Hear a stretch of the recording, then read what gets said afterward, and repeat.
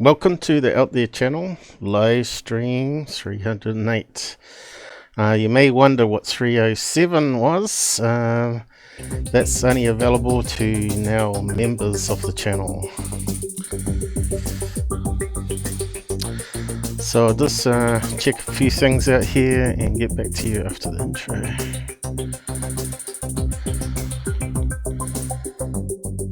Let me know if the audio is rubbish. We don't want no crackle or low volume. Sounds alright this end.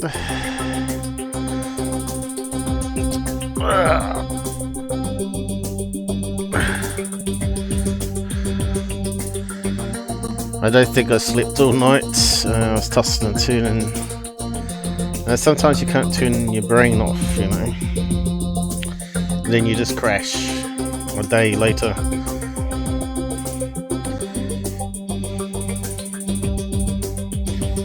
Thanks, Charles. I'll get to you in a minute.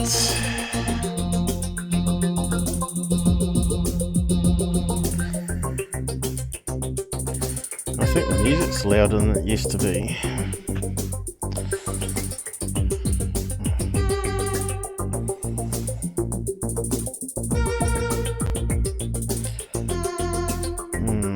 I don't know. Might be just the headset.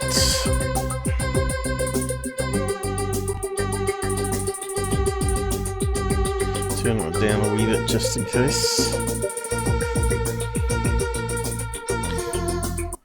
Okay, we must be up to hello.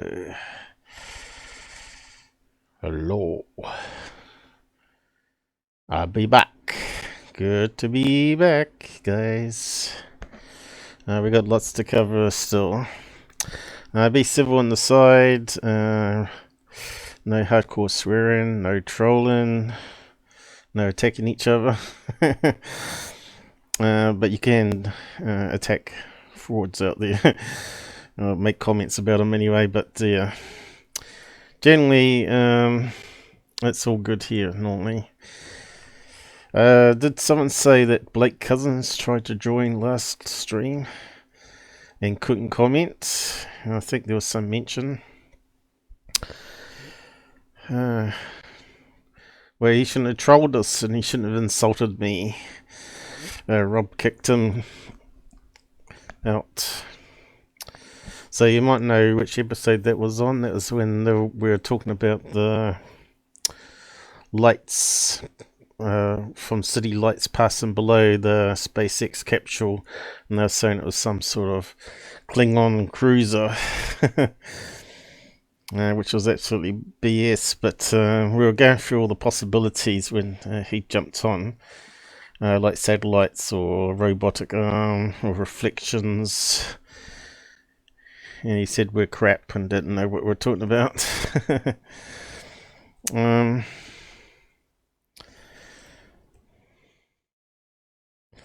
But in the end, I got it right. I worked out all the camera angles in a 2D diagram of a 3D perspective, showing how it was working. Probably people didn't see that one. A lot of you joined only recently. Stream. So I got to get my brain working. But we'll get there. Saturday. Well, it's actually Sunday here in New Zealand, but we call it Saturday for Americans. Live UFO vid analysis. And topics.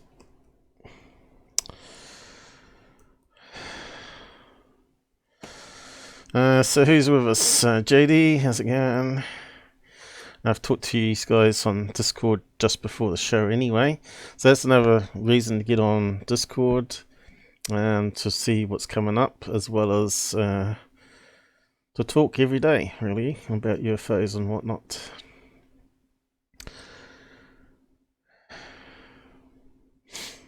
Yeah, so Stream 307 was a special one. I did 1 hour long tutorial making this Men in Black mask, which is on the desktop here. So yeah, when people join memberships now, I have to create under terms of YouTube live streams for members only occasionally to try and keep up my bargain of earning money. But really, it's really for you to get badges as well as get access to the new emojis. Now, Robert joined the other day, and I was thinking that we're going to get more emojis, and we only got one extra. So I thought, why not just make the new emoji of his head? Seems like every time someone subs, we can create a new emoji. So, hello, Robert, and you can just pop it up here. And there you go, we got Robert on the screen. It's one of his pictures where he was showing off a hoodie that I partially funded for him. I think he had to pay postage or something. VAT. Is Robert here anyway? Or was he with his mates sampling his homebrew? I can't see any messages from him. So yeah. Better bring up other stuff. It's been always busy. There's always busy admin work to do. I say the last 2 weeks have been quite depressing actually. Things have not been going to plan. Through my life I've had various dreams that sort of give me ideas and direction, I call it. It's not religious experience or anything like that. It's been dreams that have been vivid and give me ideas to work on projects and things. And of course, setting up this channel was one of the projects. I was almost told in the dream that I needed to learn how to do video editing and understand the technology to present a live stream, host a live stream, or at least put up videos debunking frauds in the ufology. I know it sounds crazy, but this is true. Through my life I've had these dreams that come true. Mostly after year 25, I think it was. Mostly when I was 30 plus, was when I started getting these dreams that sort of directed me. Like going to university was probably one at the age of 21. And so I just followed what I believe was meant to happen. I think things happen for a reason. I think I've connected with people, or they've seek out me personally, and they get something from me in the process. And now various people that I've come across would be Earl Grey. Earl Grey actually come seeking me out after he seen some of my chats on Facebook groups, and he wanted to be a friend and know more about me. Another one was my now ex-friend. We sort of separated our ways because we had a disagreement, but this always happens with me. People always get upset with me and split, and then sometimes they come back. But I think we've both benefited from knowing each other, and I think that's the purpose. He was a very skeptical person, that believe in paranormal or aliens or anything like that, but he has seen a UFO. But he was he had a hit in the head, and people said he changed, and I think he became a bit more savant is the term. He was able to read books and understand complex maths and stuff like this. And he introduced me into a new way of thinking and questioning science that we've been fed. that it may be wrong, and there may be other conclusions to the conclusions that they said was solid. And yeah, I never thought about questioning the Big Bang until I met this guy.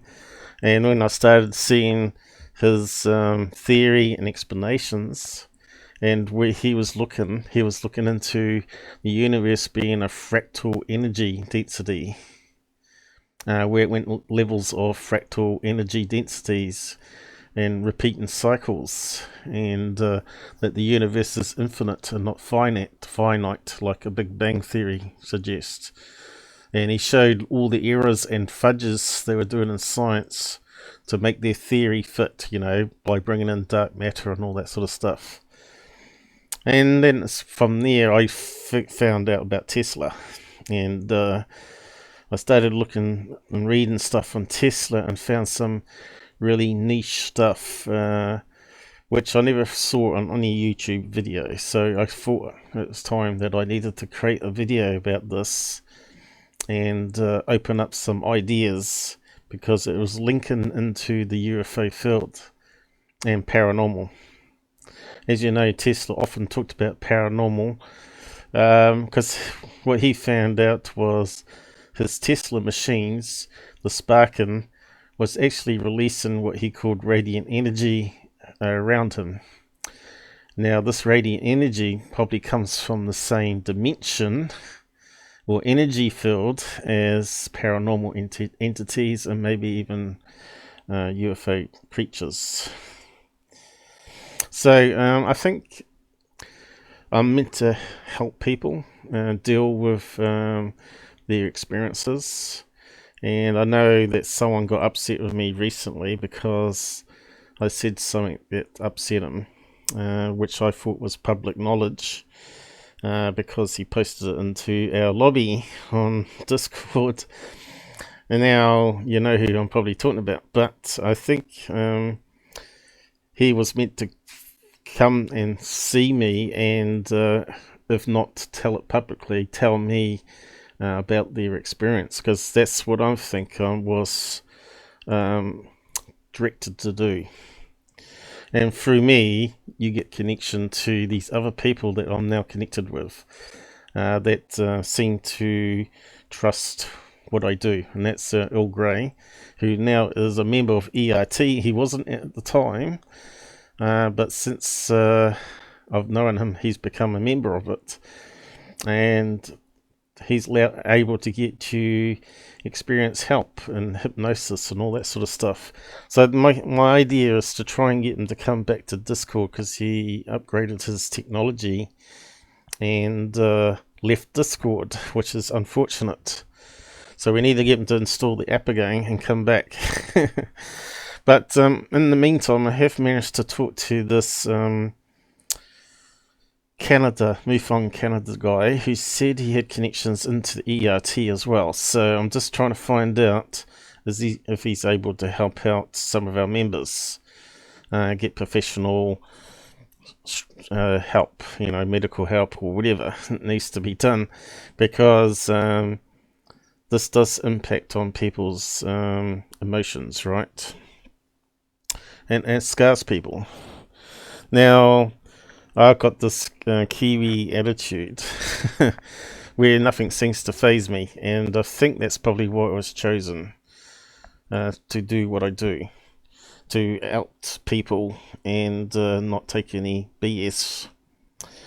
So I think people that in the group that's gotten to know me know exactly that I'm pretty blunt and call a spade, and sometimes I don't take feelings into account.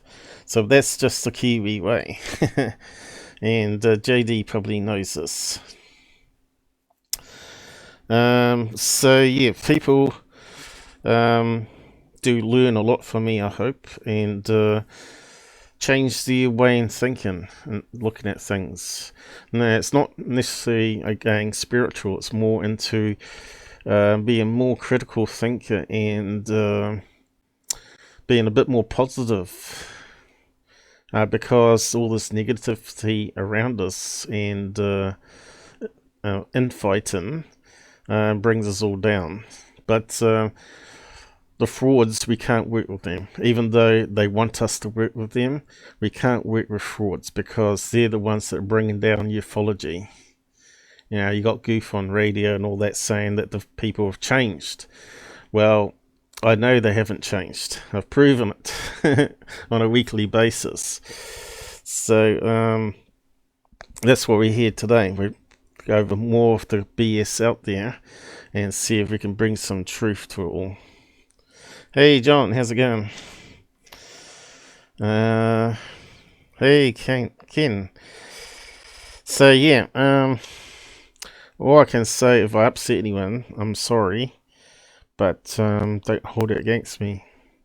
And I'm pretty sure that you were attracted to me for a reason. Just like I bump into all these people in my life, good or bad, people move on. But from the experience, you've gained something. It's hard to explain, but there's always, even if it's a negative thing that happened, it changes your life path. Like I went to work in Australia. Now, I had this dream that I was going to be overlooking a river.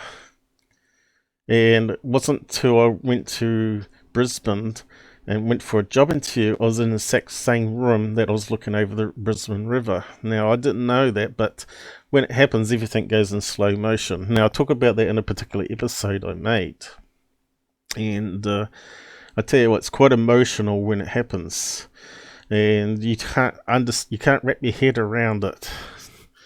It makes no sense whatsoever how you could see what the future was going to hold.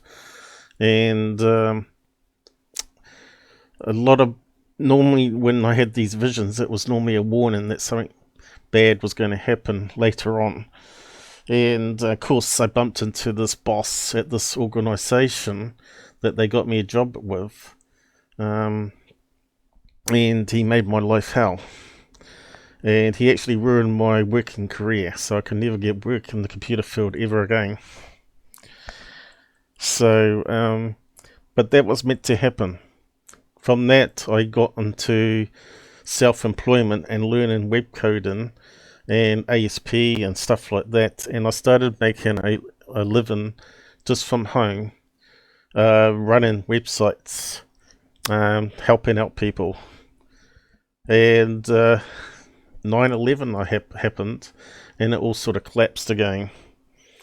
And I was also doing stuff with Avison and making quite a lot of money there for commissions, and they did the dirty on us and backstabbed a lot of the affiliates, and they took away a lot of the commands and stuff that they made for us and banned us from using search engines, which was the main tool to make money. So I gave that in, and it was then that I decided, or I had this dream to do this channel on UFOs.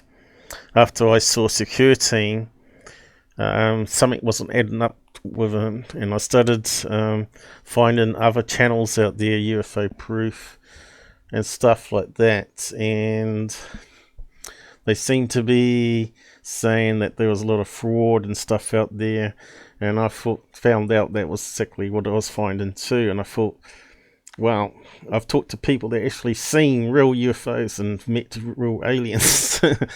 And so something needs to be done to stop these guys that are ruining the field. So this is it. And at the moment, there's been a lot of negative stuff happening in the last 2 weeks. Shelley's dog had seizures. Susan's dog died. And Susan's other dog got very sick. Plex had an accident at work. He's a moderator on Discord, and he's broken his finger. Mum got a heart problem, which turned out to be blood clots in the lungs. This has all happened in the last couple of weeks, basically. And there's been a lot of negativity for me to keep doing this channel, because they want me to make a living off it rather than just doing it as a hobby. So for me to keep getting government assistance, I'm going to have to look at making at least probably 80 US a week to be able to keep this channel going. So I'll see if I can keep it going for another year, but there's some negative influences that may seize me doing this any further. So it's really up to you guys to get behind this channel and what we do here, helping out people in their UFO encounters or whatever, paranormal as well. So it's probably enough for me yapping about this stuff, but you can see I'm quite emotional about it all.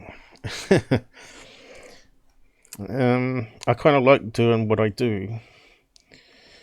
So whether this was meant to only be a short-term thing, I don't know. Maybe it's the next direction in my life path that I'm meant to take. I don't know.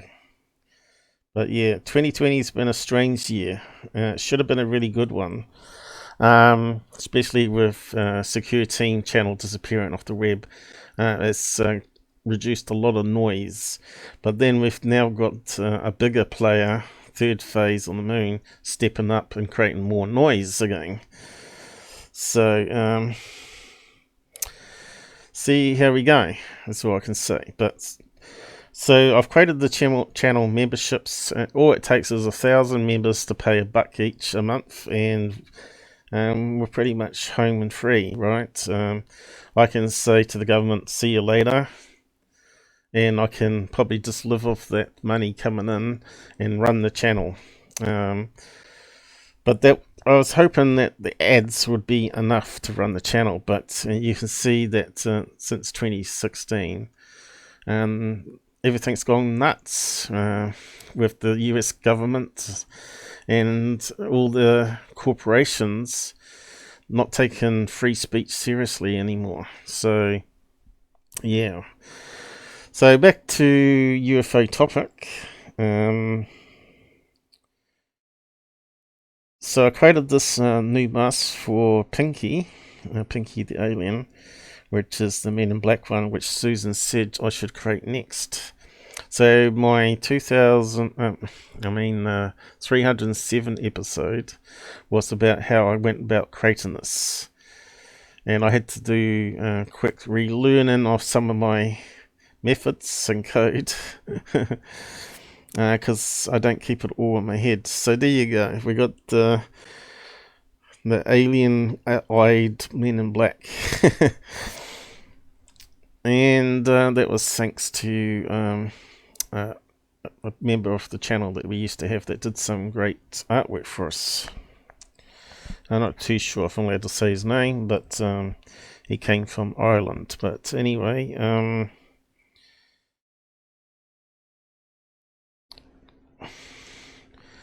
so yeah, we got the Rob emoji now, and so what I did is let's see if it works. I got a photograph of him showcasing my hoodie with a logo on. And that was probably one of the best photos that we've got of him in HD quality. So I've lightened it up a wee bit and changed some of the contrasts for the icon to come out when it's scaled down. And of course, Robert was telling us about his Mr. Mush. So I thought I'd go one step further and create him this little thing. So Robert was telling us a story that Mr. Mush stole some more food off the table. And he was saying that he had two little rolls with little sausages in it with onions that he cooked. And he had to dash off to the toilet, so he thought he'd leave the plate on the coffee table. And he come back to find Mr. Mush sitting there looking innocent with one less sausage roll on the plate. So I thought I'd create this for him for a bit of a laugh and put it out around the place.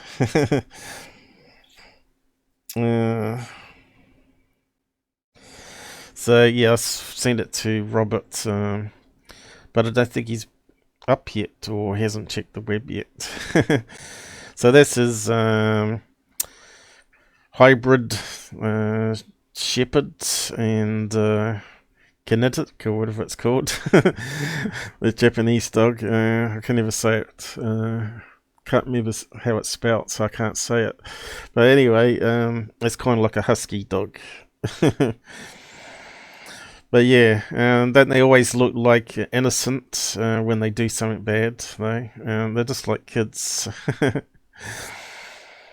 But it was funny. Rob come back, saw one of these sausage roll hot dogs missing, and the dog wouldn't look him straight in the eyes, and he knew he had eaten it because he had all tomato sauce around his mouth. So yeah, that sort of reminded me of that story, so I thought I'd do that. What's the other bits we got here? Alright, some other bits that we've got coming up. And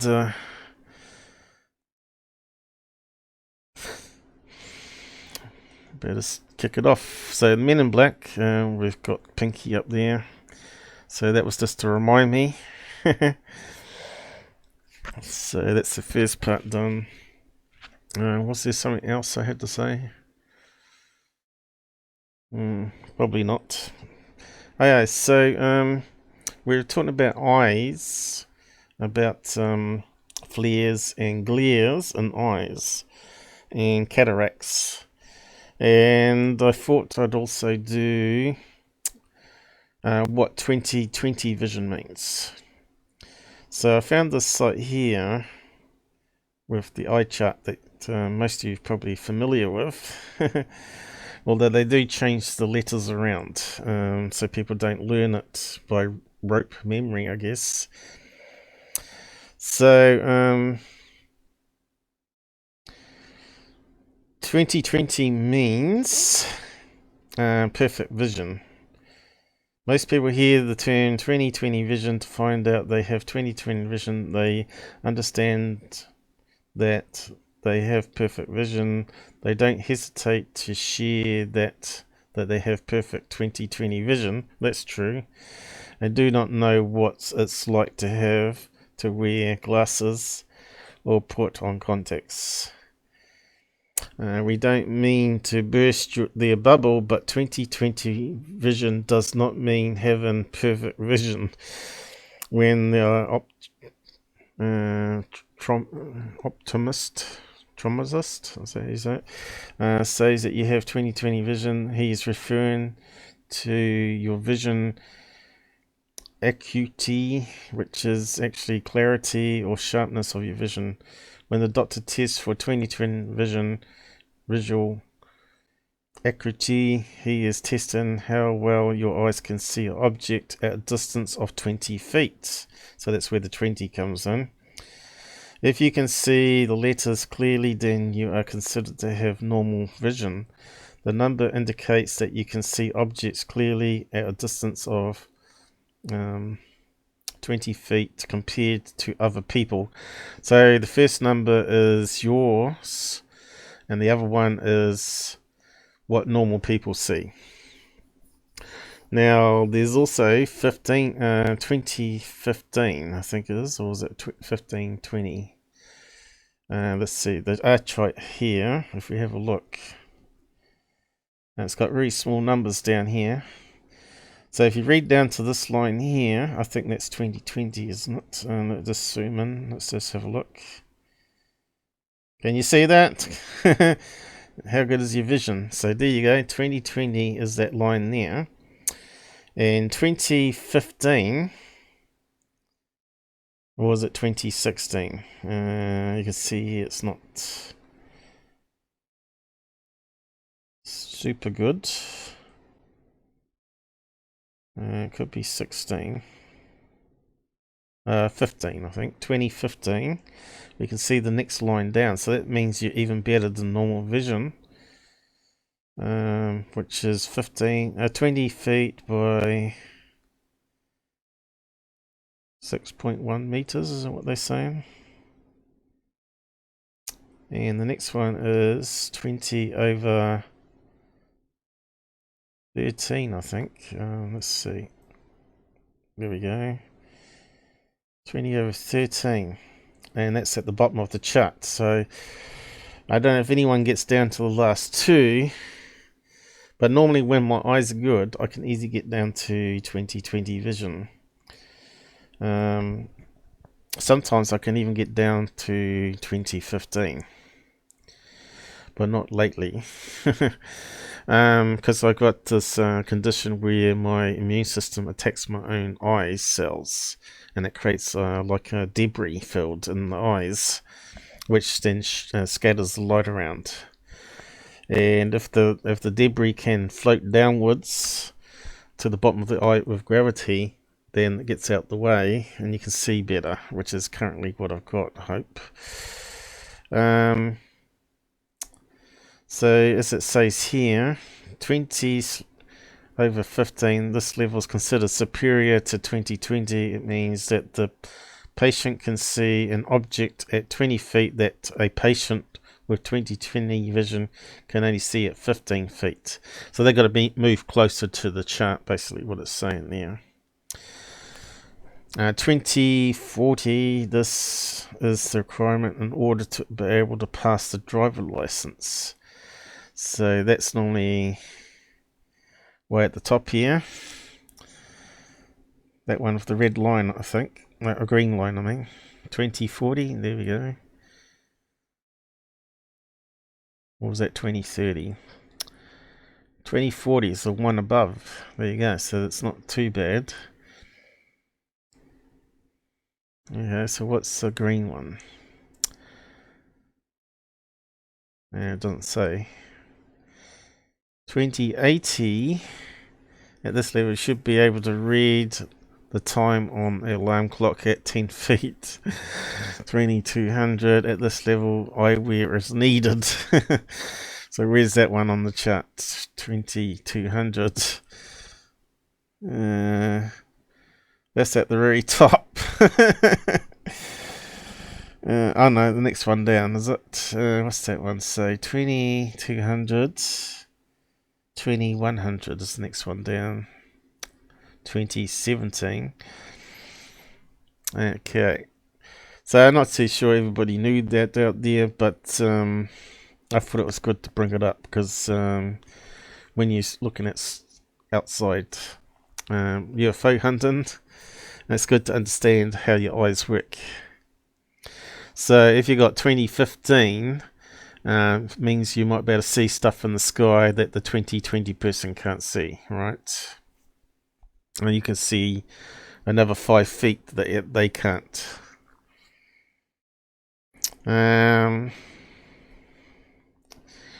That's basically it, I think. I suppose so, if you want to try and read what's there. Maybe put the chart and print the chart, get one of these charts printed off and put it 20 feet away and see where you get to.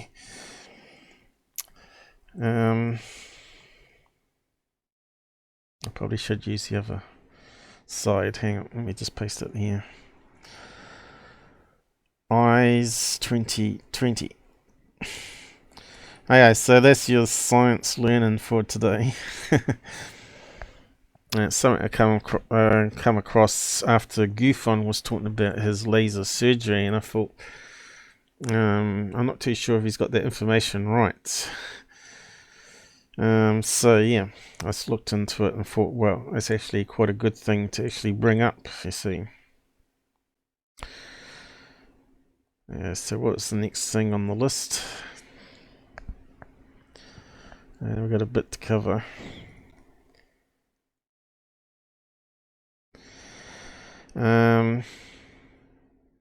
So Ryan Bledsoe, you've heard of Chris Bledsoe, where it was part of UFOs over Earth, was it? A series where MUFON starting were investigating some of the best cases, and apparently these 4 guys were fishing and saw 4 red lights in the sky, which sounded very much like flares being launched, and they said it was a UFO. And Chris Bledsoe says he encountered alien on the ground and all that sort of stuff.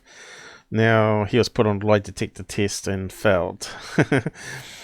Now, these guys are what I call promoting BS. And they need to be outed. And he talked about Grant Cameron. Now, the only thing that Grant Cameron did any good on was the Red Charlie UFO incident, which I told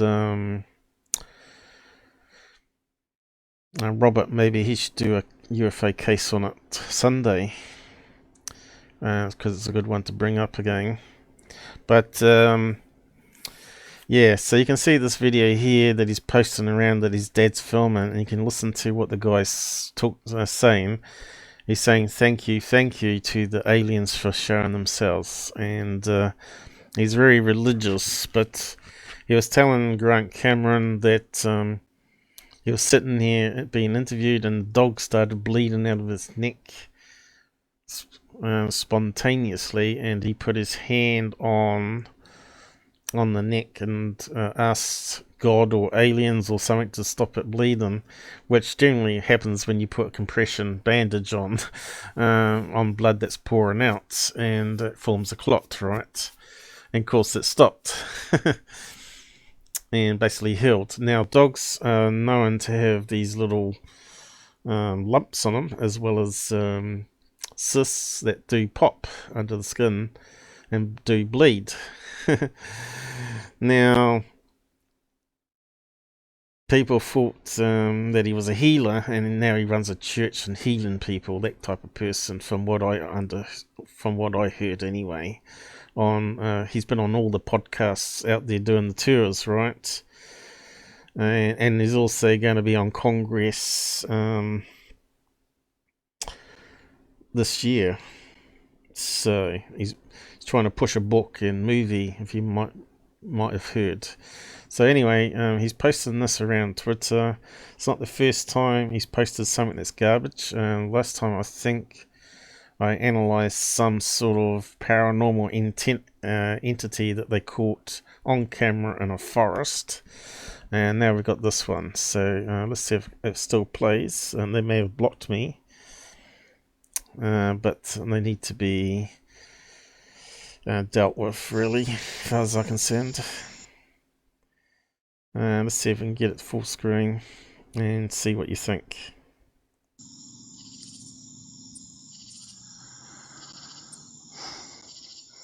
Okay, so we're looking at this thing. Thank you.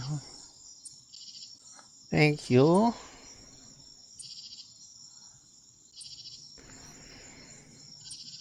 This is one of these orbs. It's way up high.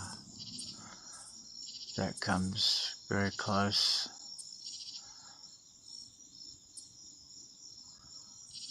We're watching you, Chris. It's heading east.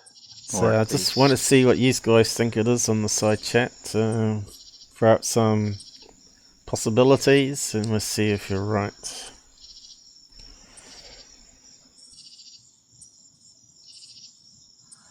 Almost due east. Very slow. Looks very red in colour. But high, I'd say it's... There's no flight radar being used. There's no heavens above satellite tracking software being used here. We just got to believe that he's communicating with UFOs and aliens, right? Okay, we can see it's starting to move further away, obviously on the horizon here, and it's starting to fade. It's vanishing. So what's the possibilities for this one, guys? So let's see.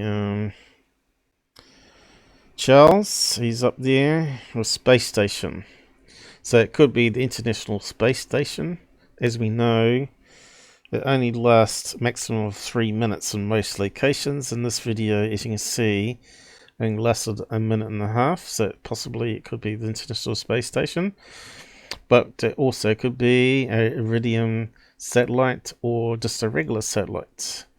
And of course, there's going to be other satellites up there, which can be spy satellites, which won't be on the apps, of course. But this guy obviously hasn't used any of the apps. Now, we got no date or time when this was filmed, so we can't simply look it up on Heavens Above to see what satellites were over his position. But you can see as it moved off on the horizon here that it's changing angle to the sun. And the reason why it's red compared to the stars here is because the sun is red. And of course it's going to reflect the sun off those solar panels on the International Space Station as well as some of the satellites. Now he's watching it in night vision here, which changes it. As you know, you can see a lot of these space stations and satellites with your eyes, and you can see them blink and all that sort of stuff, and the people throwing a laser at them and they think they're communicating with them, and it's because it's just rotating and flashing back, right? It also could be a plane high up, but I'd say that's probably less unlikely than being a satellite in this case. So this is the kind of crap they're peddling, you know, and sucking in people. And I wanted to see who was sucking it up. So what? So they're asking questions here. So what night vision camera did your dad use?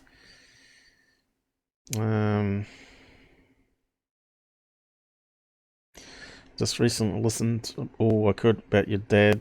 Well, vocation. Looks like something we captured back in 2018. Yeah. Like what? Trees and outside lighting. Other satellites. See, this is the kind of people that get suckered in. Now, we know there's real UFOs out there. We know there's real aliens out there. But these guys, they need to be helped, right? They need to be shown how to debunk their own sightings, because even if they did have a real event, which I doubt very much with this Chris guy, I think it was made up myself, they need to at least not see everything as a UFO, and they need to be more critical thinking regardless. Well, so what's well about that, guys? Let's have a closer look, see what the wow factor is. Okay. So it's just a light low on the horizon there, which could again be International Space Station. We know it flies pretty low to the horizon, and of course the sun bounces off it early in the morning and evening. And it's mostly when you're going to see it. And of course the Iridium satellites, of course. Unless it's going up vertically, it's a blink of an eye like the Tic Tac. When I see something like that, I'm not convinced, especially when they don't use the proper apps. So what else did they say? Anything here? Thanks for sharing. Thanks for watching.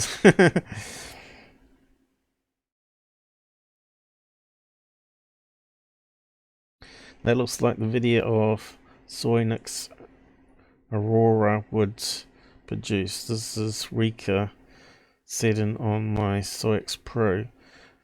I suppose that's the camera maker's it. I can't wait to get over with it. Is it pinkish or red ones? Yeah, so what's an orb? Okay, someone here has said something correct. This is just a satellite disappearing into the Earth's shadow. Who said that? Walter, good on you. There's probably a load of other comments. So yeah, I just wanted to get that one out. If you want to go and give him hell, I'll post a link to it.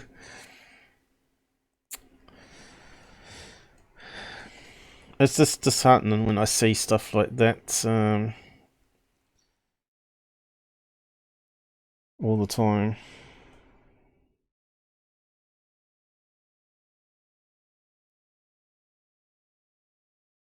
And you can have a look at it again on your big screens. They need some logic, all right, Charles. Chris, how's it going? Just catch up. Who else we got? Chemical.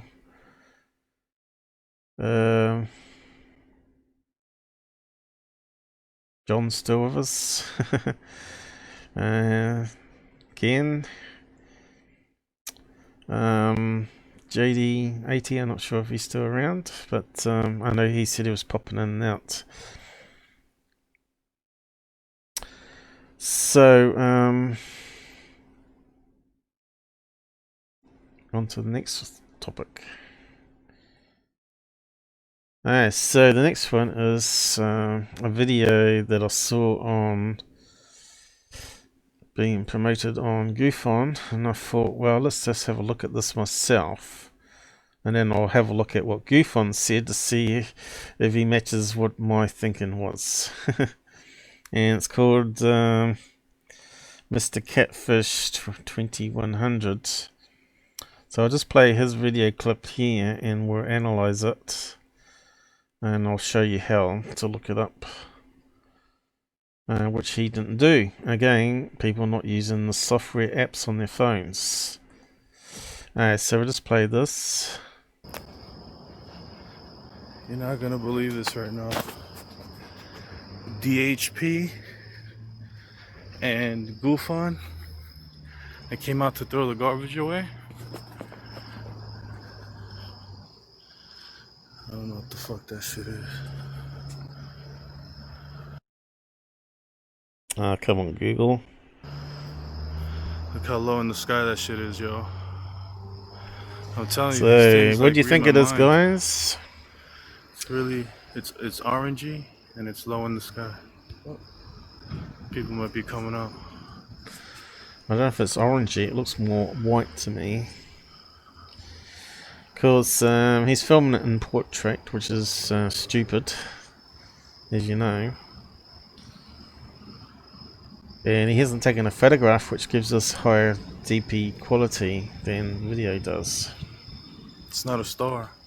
You can see here that the camera's having trouble even detecting it, which is typical of smartphones. Look at that shit. It's probably got auto exposure on, That so it'll shows like probably a have long probe. exposure on it. You can see here we've got lens flare from the lights. I'm telling you, and it's blinking too. It's not a planet. Wow, it's getting more powerful. Sorry. It's getting more powerful. It's hard to focus. So I'm trying to make sure the camera picks this up. But this thing, like, blinks or whatever. Oh. My aunt. Oh, shit. This is 4 a.m. I in the really want to morning. record this. Look how low that is in the sky. Look at that. Look at the light pole and look where that dot of light is above these street lights. That's the Alright, traffic light, the red what's your dots. feeling on that one, Excuse me. guys? I think he might have said in the video which direction he was looking, but let me just... So it's in New York City, but we need to know which direction he's looking in the city, north, south, west, or whatever. We can open up transcript,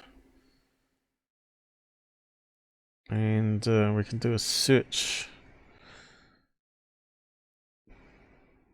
direction. I don't know if he mentions. I know I've posted some comments there, it's picking up. Asking him about the direction, just to verify it, but that's not coming up in the comments. East. No. Northeast. Well, that's going to come from it. Well, east wasn't there. North. But apparently, I'm not too sure, but he may have told MUFON that it was east to northeast. which really is lacking in the thing. But he's telling everybody that's not a plane, helicopter, or planet. But he's not showing us any of the apps to prove otherwise. So what do you think it is? That's the question. Yourself. Do you think it's a UFO? Or do you think it's something that's just hanging in the sky? So...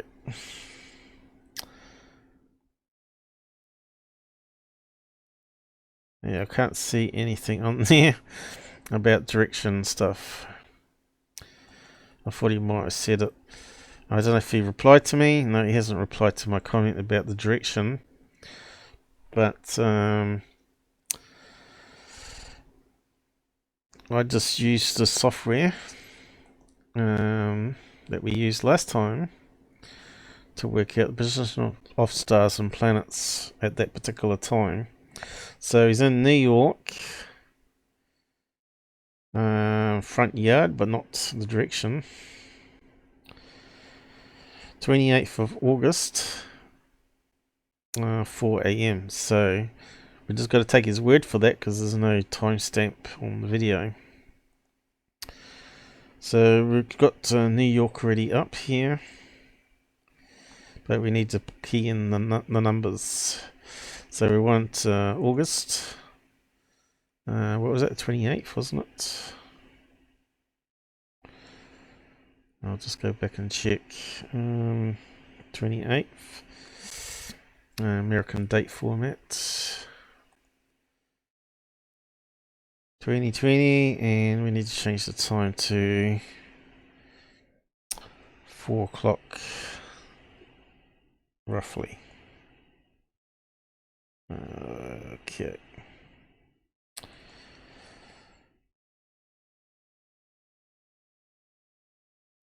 Now we've got a star map that's keyed to the right information and location, but we're not sure which direction he's looking. So what's the most common mistaken UFO in the sky? I guess we've got to go with Venus. I know at the moment we've got Jupiter and Saturn being shown on a lot of the MUFON case reports. So we just go with Jupiter, see where that is. So that's coming out recently this month. And that takes us to below the horizon, so it can't be that one that he's seeing. Alright, and that's southwest. So let's just move around the sky and see what bright lights are near the horizon. And we need to find ones that you can see with your naked eye. Normally, if you click on that, it gives you an idea of what you can see. So this is where the direction comes in handy, because you can get the wrong star or planet, of course. So let's just keep going around, see if we can find where Venus is.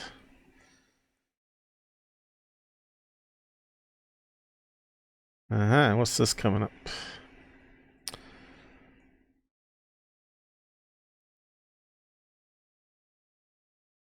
Regal, and that's at southeast.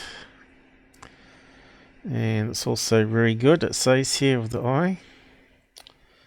So let's just keep on going. Oh, look at this big bright thing coming up. So we got that was Regal, wasn't it? We got Regal, and we got one here. Very good for the eye as well. Beetle Juice. And this one here is Venus. So it's at the direction east and northeast. Now Richard did say that he was told that's where he was looking, and look, it's smack in the right location for his video. Slow down on the horizon. This one's too high up. So you would see two bright lights if you could see that. So that one there is busted, I think, as Venus. So yeah. So that guy is misleading people. If you go back to his video down here about me telling him off not using the app and just making assumptions that it can't be a planet. It's just nonsense. So we got this one here saying it's definitely a UFO, which is nonsense. It's definitely the planet Venus, and this is why it's ironic when they talk about swamp gas and Venus, right? Hey, Area 51, you're one of the members, aren't you? And he's got access to Pinky and some of the new emojis. Thanks for becoming a member. We need more people like you, a lot more people. So yeah.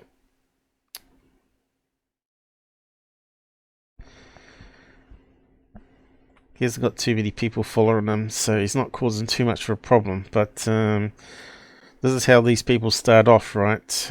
And then you get Third Phase of the Moon requesting to use their video, or Tyler Klockner from Secure Team, and it all goes off like a rocket then, doesn't it? So yeah, I'll give you the link to it. He's got other videos up there of UFOs that you can have a look at, but I think most of them are going to be planets or stars, right? Because he's not using the proper tools. Okay. I'll just post it on the other screen. Mr. Catfish, and Catfish doesn't sound very good. That's someone that pretends to be someone else on dating sites, right?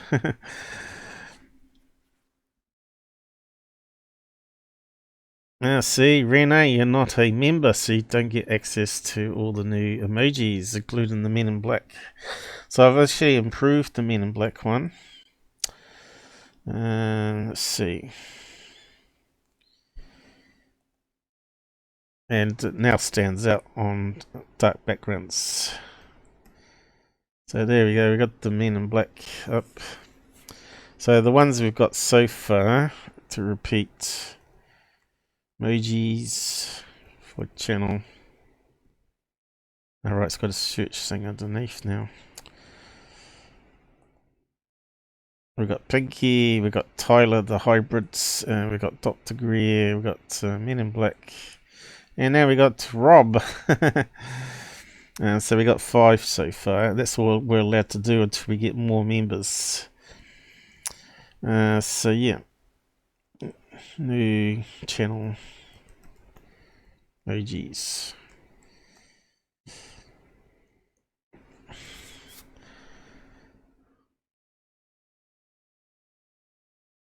And we know how much Renee likes the emojis. And of course Shelley, which I'm not too sure where she is. Is she on at the moment? Haven't seen her.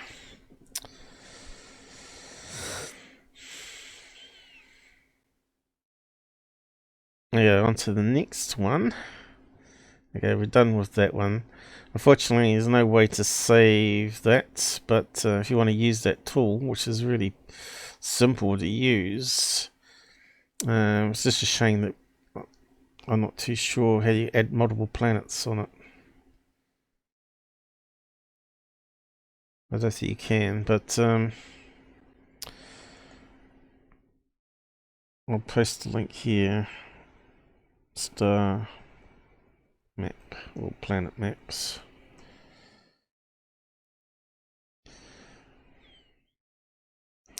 Now you meant to be able to play, and you can just watch it. As you can see, Venus gradually goes up in the sky as the time goes on. And it changes the time down here in direction, and you can see the sun's now coming up. 6 AM, Venus still up there. Still visible, probably.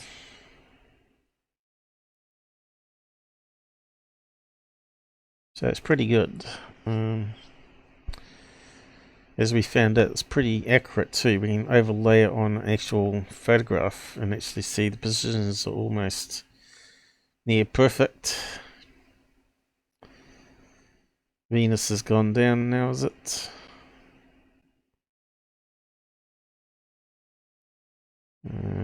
What's it saying there?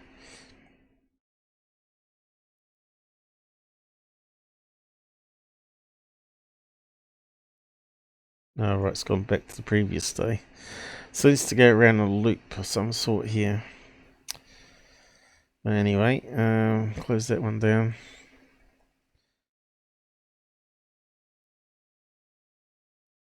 And that brings us on to third phase of the moon, is it? I don't know if it's in the right order, hopefully it is. And so they put out this one here. I put out some feelers on Twitter and Discord asking for people to help. I'm not sure if anyone did. I didn't see any comments posted. Who's doing modern in the side chat?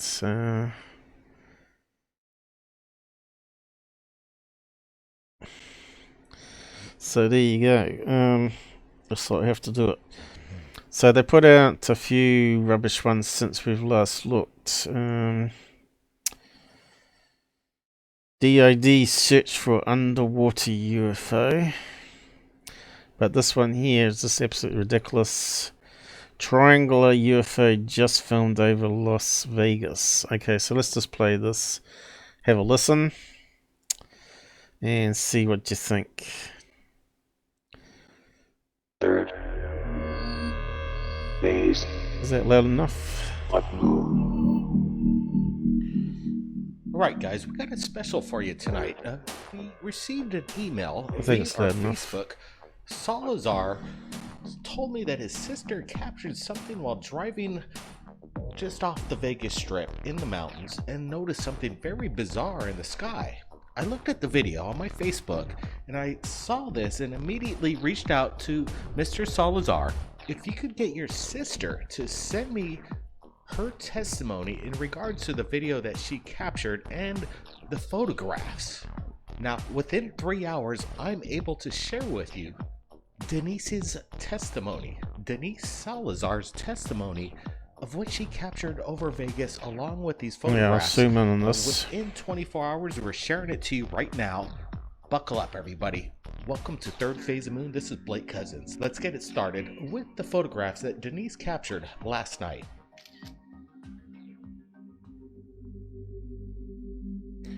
I got the creepy music. Ooh. Alright, so do you think there's a UFO in the sky, guys? Or TR3B? Some of you probably already seen my comments on it. A closer look, but we also have video of whatever this object is. Here's the first video clip. Yeah, so just pay attention to this one. It's got some sort of striping or strobing, as you call it, and it seems like it's like a projection. Like it's being projected by lasers. Just have a look at this and see what you think.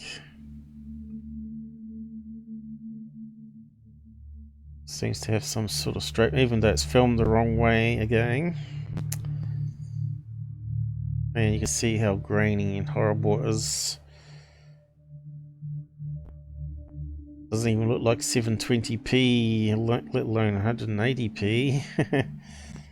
Looks like 48p or less, doesn't it? Denise manages to get a second angle. Here it is.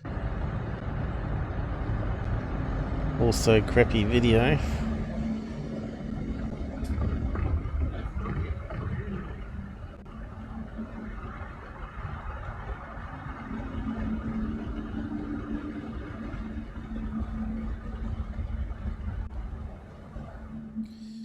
Now it's important.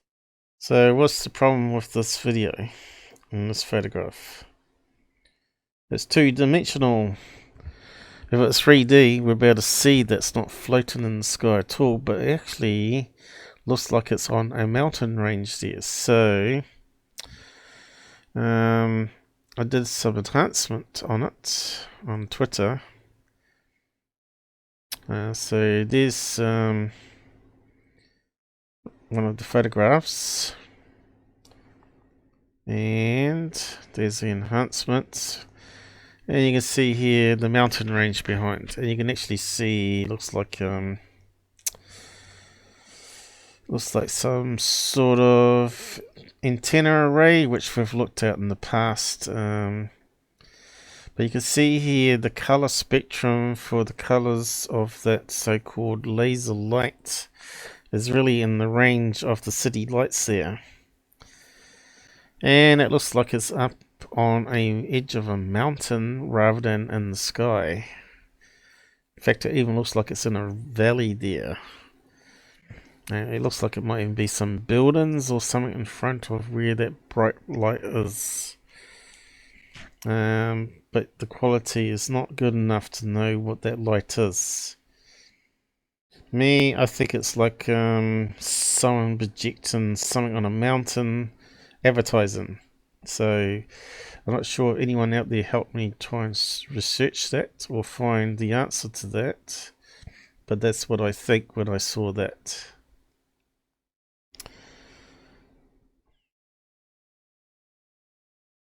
You've seen, yep, it moves like a bunch of balloons. No, it don't move, Susan, as they were laid out in the shape. Seen, well, just lead balloons laid out on the side of a mountain. Was it lead balloons? Looks like it was being projected. So you reckon you've got a link here, so let's have a look then.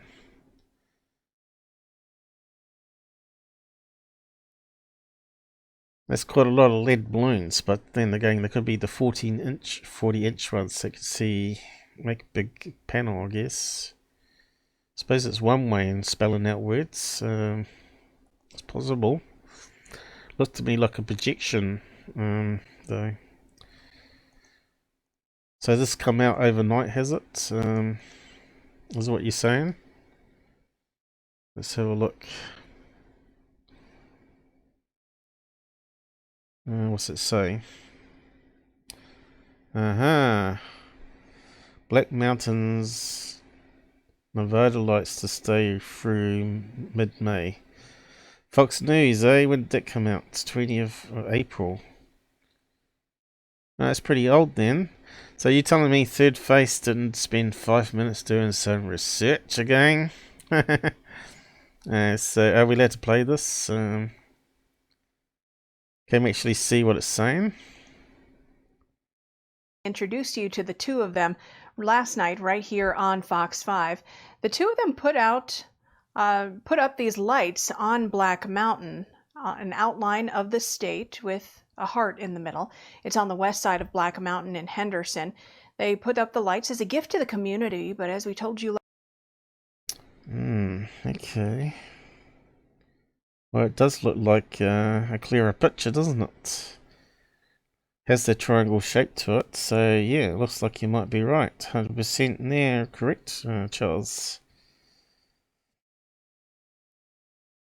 They must be big balloons, though. You reckon it's balloons? Let's keep on going. Last night, the Bureau of Land Management asked David to take the lights down since it's on public land. Since our story aired, people started a change.org petition asking the BLM to allow the lights to stay. And this evening, David sent me a text message saying... Okay, so it's BLM nonsense, right? Of course it's going to stay then. Since your story ran last night, there was a significant response from the community. I've had conversations with the BLM. See, that doesn't look nothing compared to the other images that we're seeing. These look hardly bright at all. Today, and they agreed to let the lights stay until at least mid-May. You can check out the lights. So how come those other pictures don't compare to the brightness here? But anyway, that one's solved then. You nailed it. Great stuff. This again just shows how useless the cousin bros are, right? I knew it was going to be something on the side of the mountain. But someone said it could be a car dealership advertising, which may also happen. I don't know. Maybe that happens as well. Yeah, so let's go back to what they're saying here. The turkeys.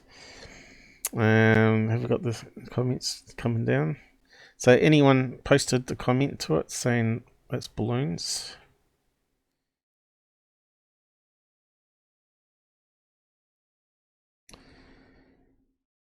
Are you for real?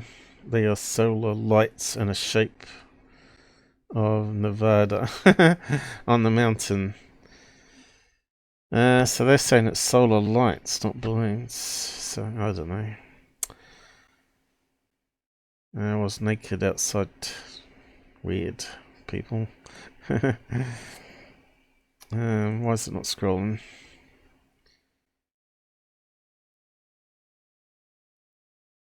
Oh, there you go. Red part is a heart shape for Las Vegas.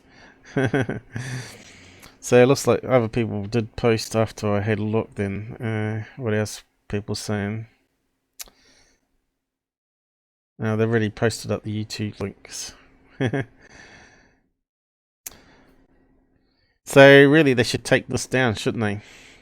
They should take down this video instead of creating clickbait, you know. Wow. 300-foot triangular UFO. But they won't. They won't delete it because it creates money. It's just more BS for UFO field. Embarrassing when you find out what it is. Well, these cousin bros are not embarrassed. They're rolling in clover.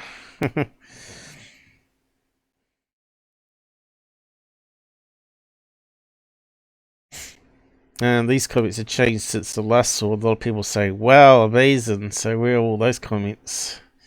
Stupid. It's a light display on the side of a mountain 6 hours ago. So a lot of people sussed it out straight away, yeah? Yeah, stupid, isn't it? I just can't believe what garbage this channel and how big the channel's gotten. This garbage. I'm stumped, Sack. Sack, that's because you watch too much MUFON. You should be watching me. You might learn something. There you go. Solar lights on the side of a mountain.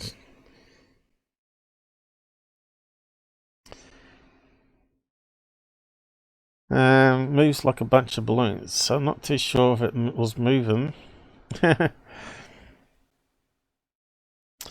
But it's busted anyway.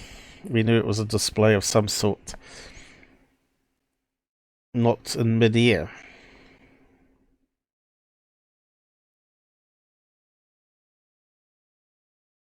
So where's all these idiots that are saying it was amazing footage?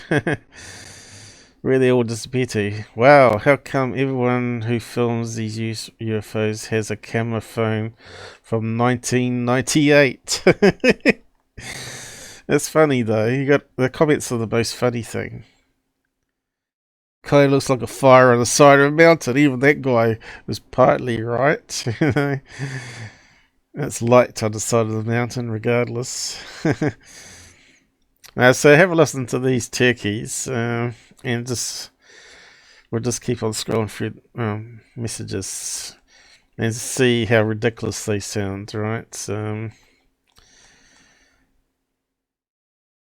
To get the testimony from the eyewitness themselves. I think it's really important, and that's what we do right here at Third Phase Moon, and it's my pleasure to share important with that you do some eyewitness research, testimony within Mr. the past 24 Ponytail. hours of this event. Here's Denise's Salazar's testimony. Listen up.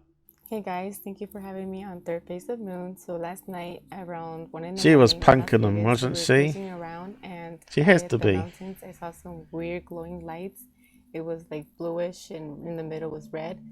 So I told my boyfriend to pull over. Google should have this channel demonetized. So when we pulled over, I was recording it for like about good 10 minutes.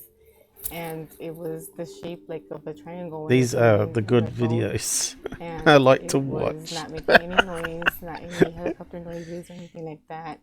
The lights were just glowing, Craft, and it why was just stop like a there? Why not weird shoot the thing next to the moon? mountains. I was like, what is that? Like, it was just weird. Wow, And that's amazing. by the Just the angle, quality when I of was looking camera. at it, it looked like it was slanted. So it was Balloon. just a weird thing, and it wouldn't move or anything. It was just sitting there for a very long time. And the colors of the UFO, I could say it was like a darkish grayish, She's got to be punking them. and that's what I saw.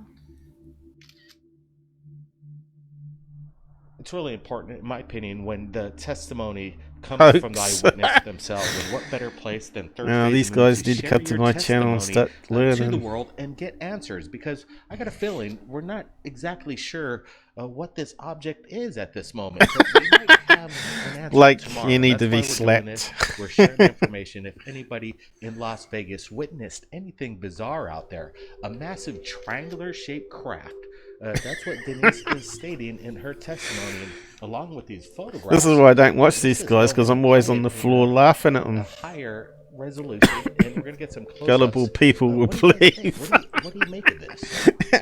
I got Brett Cousins here, and we're looking at it in real time, along with you. Look at that in real time.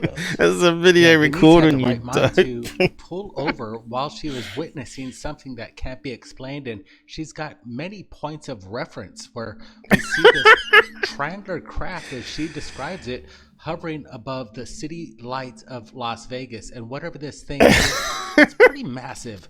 I was thinking, could this Look, be he's trying not to this laugh string of himself. drones Did you creating hear a that? formation? But again, it doesn't They seem know they're to talking match loud of that, and I would BS. think we'd be seeing a lot of this kind of video coming in just around the public from Vegas itself. And I bet don't once see they anything. stop I've been filming, doing these some guys are on research the the floor internet, laughing at and themselves, Denise I seems tell to be the you. only person that captured this amazing triangular craft hovering over the skies of Vegas, Blake. Yeah, we're not exactly sure if it's over the city or over the mountains. We don't know exactly how large this thing is. Try on the If we were over mountains, the you city, you'd turkey. think that other people would have seen this, but there are these mountains around Las Vegas that these craft could basically hide behind and then appear to be over the skyline of Vegas, but maybe they're off at the distance over the mountains and they're much larger than we could even imagine. See, that's the thing with these photographs and Look, they're videos. trying not to Apparently, laugh. Denise They really says in her are. testimony that she filmed this object for 10 minutes. So we are in communication. She could film it all night, it wouldn't The move. whole entire 10-minute video. Apparently, her and her boyfriend pulled over on the side of the road and filmed this thing I for don't know, it's so 10 funny. minutes. The thing just sat there stationary. Sad for the They UFO didn't know what field it was, too. but they said that it was triangular shaped. And this, in my opinion, goes with the reports of the infamous TR3B. Is this what we're looking at, Brian? It seems illuminated. Is it self-illuminated within? What are the possibilities, again, of what this could be? We should have like a poll. What would you like to do to the cousin bros? You know, the ancient things where they had the public flogging. Yeah, that would probably be a good idea, I think. You know, but you can throw rotten tomatoes at them as well. Development going on with the Space Force, Brian? Oh, here we go. Yeah, I was looking at Get Corey Good on. It's got to be Corey Good's blue chicken UFO. this, and I was thinking, could this be Project Bluebeam? Ah, there we go. Project Bluebeam. The government creating these kind of interesting characteristics in the sky where one day they might just try to pull a fast one on us and prove that UFOs don't exist, but they'll just create their own in this. I wonder if they're funded by the government, these turkeys. They, you know, it makes you wonder. It's probably why we have so many troubles on their channel. They don't have any troubles, but we have lots of troubles with our channel, with strange stuff happening. I'm pretty sure the government just loves these guys from Hawaii. So that's about it. I don't think there was anything else in the video. They haven't got the Dream Team on. Is the Dream Team going to be asked about this one? It's so much more funny when you get Goof on there. And the other ones, what's his name? Doc Skinner. So what's this other one here? Let's have a quick look and then we'll move on. By bouncing lasers off it, scientists can determine the moon's distance down to the centimeter. Now, many things change with time. We've known for a long time the moon's distance of the universe, the very Looks like they're fabric playing it some... would be a tiny thing, barely the size of a grain of sand, but weighing nearly as Look at that ponytail there. He wouldn't understand what you're saying to him. much as the moon. So a little earlier today, you're explaining to me about you had a theory in regards to how the speed of light is slowing down. Could you share that for us on the wall here? Oh, yes. They can slow down light through crystals, and they can even speed it up too. According to my mate anyway. But I haven't seen the experiment. Anyway, so it looks like they're doing an interview. Is this for the Dr. Greer movie, is it? So yeah, we're done with them, I think. Let's move on. My eyes are tearing up from laughing at that stupid twit talking about that UFO. Okay, where are we getting to now? Alright, so I want to do an update on this one here. You might better remember me presenting it ages ago. Before Livestream 100. Jeff Krause said it was a real UFO, and when I saw it I thought, do not go past go. And this guy did a presentation at Symposium charging people to go and watch it, and also published it in a journal, and I got the printouts from the pages of it. And the guy would not release the case number. They're meant to be able to close it as soon as they've solved it as an unknown or whatever. But this guy just kept it open for a reason. Because I think he knew he made a mistake. But, yeah. I know he's a friend of ill, but he's not a friend of mine. And I think this needs to be talked about. So, whereabouts did I put the video files? Did I put it here? Probably not. MUFON case. I got to copy it upwards, I think. Just paste it there. Okay, so here's all the files that I created for the last live stream. And there we got the case number, believe it or not. So I'll get to that in a minute. So there's the cover. Let's go through it. Then the first page of the article.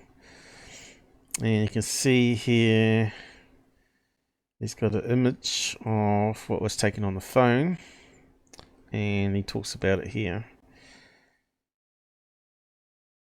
Which you can see now because Hangouts on Air, when I did it, was corrupting all the screen.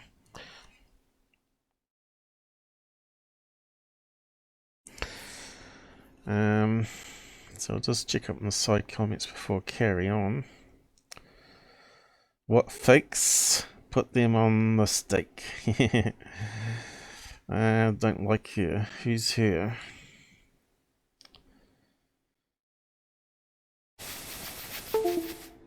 Oh no, not that noise again. I've got some weirdness happening here. Windows 10 malfunctioned. I don't know what's malfunctioned though. It doesn't tell you. Hopefully it's not my headset. Is it still working? Let me just check. Looks like it's still working. Okay, fingers crossed so we don't get any more strangeness. So, yeah, it says here, Williamton, California, woman and her niece had a extraordinary sighting of a disc-shaped craft as it travelled over C Street, parallel to Harry Street, Bridges Freeway. Although astonished by their sighting, the driver had the presence of mind to have her 9-year-old niece try to get some video, which will be in portrait, of course. Unfamiliar with the operation of the new iPhone 8, her niece inadvertently took 2 photos, which she should do anyway, before being able to get the videos to start recording. I've done that many times with smartphones with that stupid camera app. Often it ends up on the wrong setting, you got to slide it up and down. As they continue to watch the disc alternating between greenish white and intense white light, they observed it following C Street in a northward direction parallel to Henry Street, until it passed behind the corner of a building. So that's pretty low down for a UFO, right, straight away. And out of their view. Shocked and startled, they immediately called the sister of the driver, who is also the mother of the young girl, to tell her what they had seen, and sent her the video shortly afterward. Impressed, and that's where it stops. Family disc sighting. MUFON State, California, Jeff Krause. Now, he went on a lot of podcasts to promote this one too. You can see, there's the photograph. I'm not sure if it's been portrait or not at that stage, or been clipped in. Kind of looks like it might be landscape, which would be good if she did, but often we get these people that don't know phones, always do it in portrait. And that's a good UFO there. Yeah, so it probably need to be enhanced to get it to maximum screen. But you can see here's a light here on a power pole, or lighting up the tree, which is kind of strange. We've got other lights. There's another power light, so it looks like it's at the same level. So that's obviously a light. And we've got another one over the road. And we've got one up here. And we've got other signs like garages or petrol stations, or whatever you want to call them, gas stations. Fast food. And she's filming through a fence, which doesn't help. Okay, on to the next thing. So this is an overhead view where they were. Okay, so we got them parked here, is it? Looking, what's that one there? It's hard to know. I think they're on the corner here somewhere. And where's the building where it disappears behind? This one here, or this one over here? So obviously there's a few businesses here.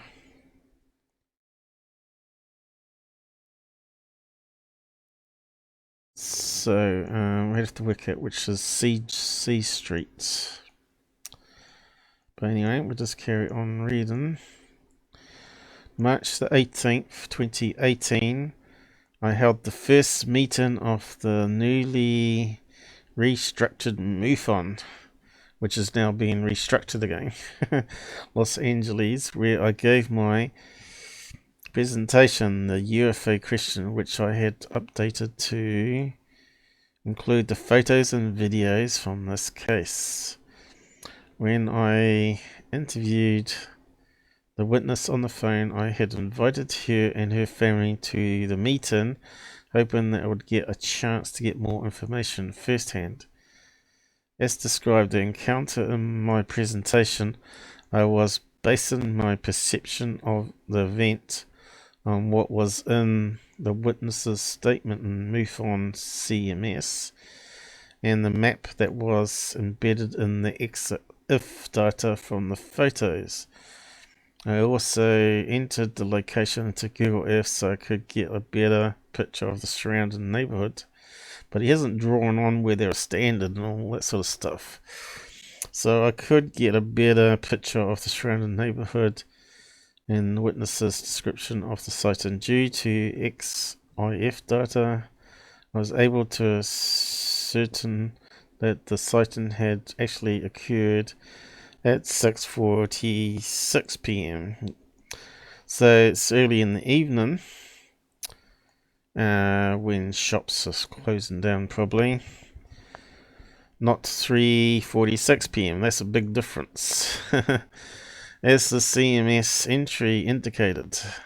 Also noted that the Google Earth image that the building that appeared to be lumber yard was on the opposite side of the freeway, so we got to find this lumber yard. And stated so during my presentation. It was during later questions I found out that the family had made it into the meeting, and the son announced that they were the family that had submitted the report. What I had said about where the disc was and which building it had disappeared behind was wrong. He went on to say that he had got back out there for them to see that the area and determine exactly where the disc had gone. Yeah, so there's quite a lot of reading. He described the path to me, and I was amazed that I had been looking in such a drastically wrong direction. That doesn't help, does it? This is why actually talking with the witness a few times is very important, so that all of the facts of the case are interpreted correctly. After the meeting, I asked him to make a map for the me of the actual path and location of the disc during the sighting. The witness sent me an email the next day with the requested map. I find the similarity in the appearance of the disc compared to the disc that I saw. So this is a problem straight away. If you think that you're doing a case that sort of reminds you of your own sighting, you hand it on, don't you? Because you don't want to be influenced. But anyway, we'll just keep on reading. I saw my own eyes on August 31, 2017 to be very remarkable. So if it's not a UFO, it turns out to be something else. He kind of looks like a dope, doesn't he? And it makes his sighting less credible then as well. But not only are those two sightings similar, but I also am amazed by the resemblance to another sighting I've investigated, MUFON case 58545, known as the slow UFO. So you might remember that old one. Is it from the 1970s, I think? I think maybe Robert and I had looked at it. The photo of that disc, almost taken in daylight, is also identical to the disc that my son and I saw, and the disc is the witness submitted video. So they've been influenced by what they've seen. Another UFO. So we'd have to look up that case number 58545. I'm not sure if I got image in there already. Probably have somewhere. And there's quite a lot of images there, so let's see if we can look it up over here. I'm surprised it's still on MUFON database actually. So and I got these copies of UFO Stalker open. I just need to copy another one so we don't lose our bookmarks on the others. So it was 54585, was it? And I think when I looked it up, the number didn't work. Is that the one?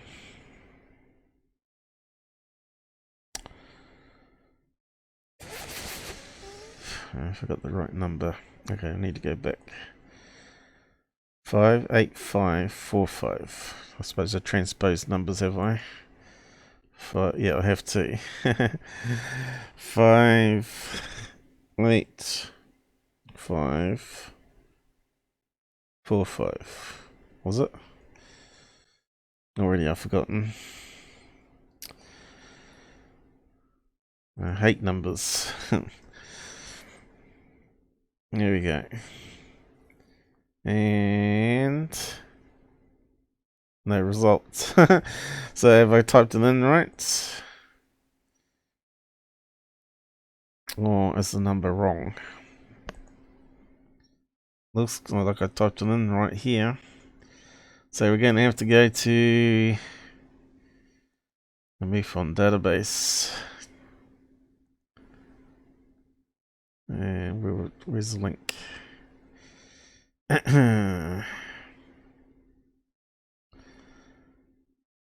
Search database. I think that's it. Okay, let's see if it comes up here. See, this is what people keep saying. There's missing stuff on the public database. Let's see if it's disappeared.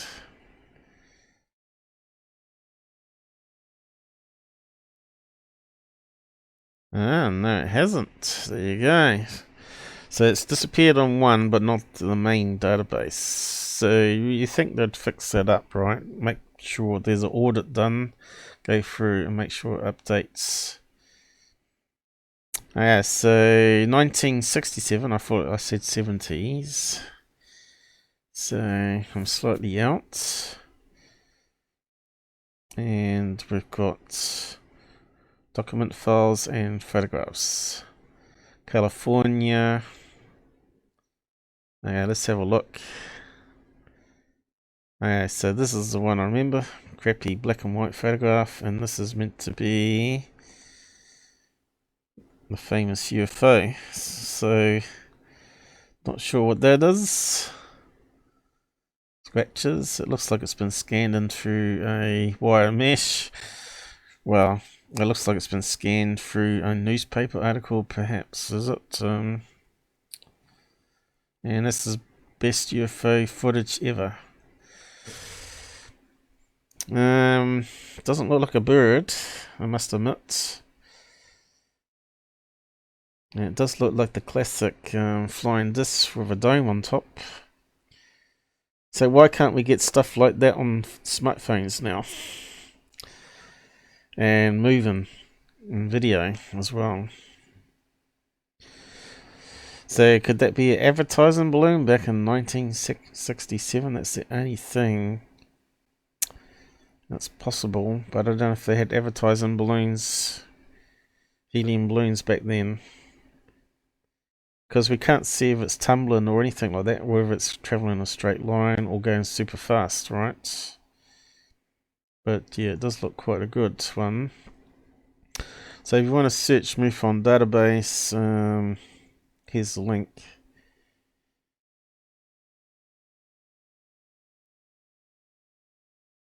I know we rarely get cases that look good, but this one does look good.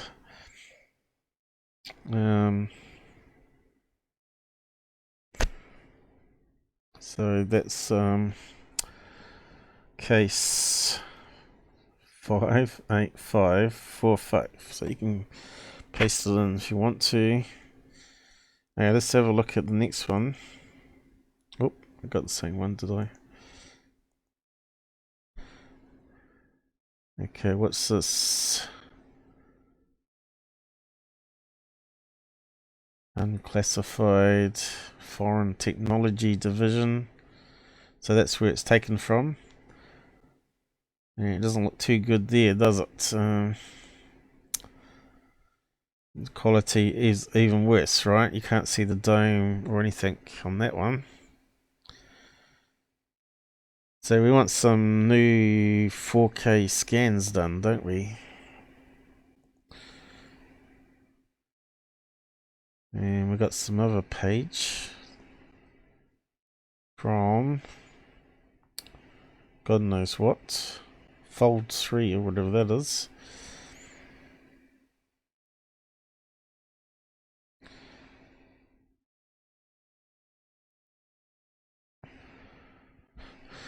What could be a helicopter? You're talking about the Jeff Krause one, not this one. Yeah, I'll go over it in detail. I know time is flying. Okay, so what are we looking at now? This looks like a more of a modern day picture, not 1967. So what's this got to do with it?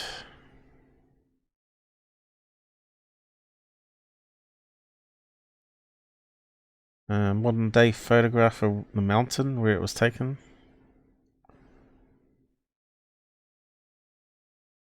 I guess that's what it is. And what's the other one? Same again. And the last one.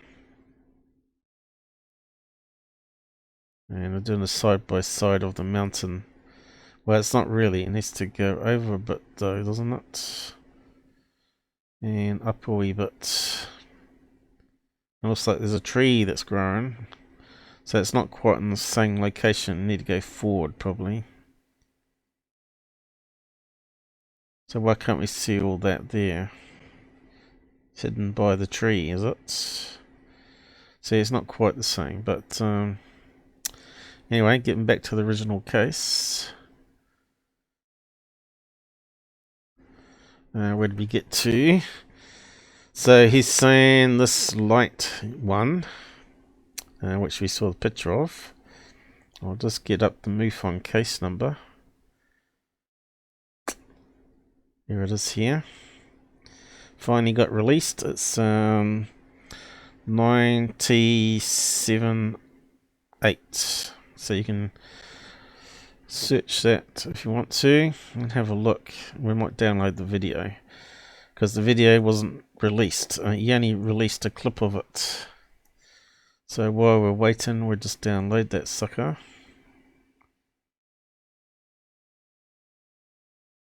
And compare it to the one that he was sharing on Coast to Coast. He was quite proud of this case being a real UFO. And we'll just download that and just keep on reading. But you can see here that photograph of the classic UFO looks nothing like this. Alright.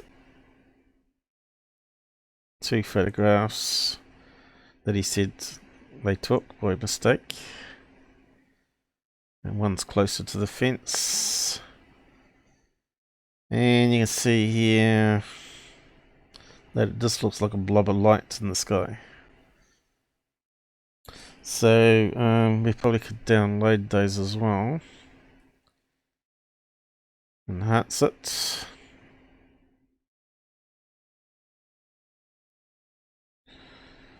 Which I didn't do first time.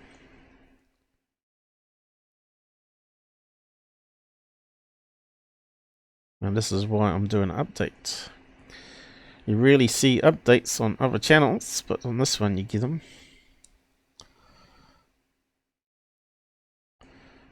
And you get to see some real cases.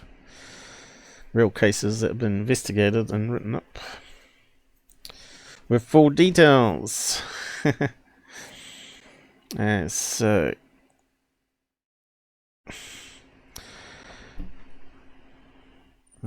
got something to eat. Hopefully I can eat it. You should have put it on a dish, probably. Is it running? No, you can just go like that. I don't know. Hopefully I don't get it on the bed. Thanks. Although taken in daylight, that's also identical to the disc that my son took. Nah, I don't think so. I find this to be one of the most fascinating cases that I have investigated for MUFON. I'm grateful that the events have turned out as they have. Blah blah blah. Now let's get on to the next page. Okay, so we've got another map of where they were on the corner, but it's not a satellite view this time. I'm not too sure what building the thing disappeared behind. So he hasn't circled the building in question, which doesn't help us still. So this is going to be much more of the same story. Of course, this is in the MUFON mag, so I probably shouldn't read it all out, so you get the magazine.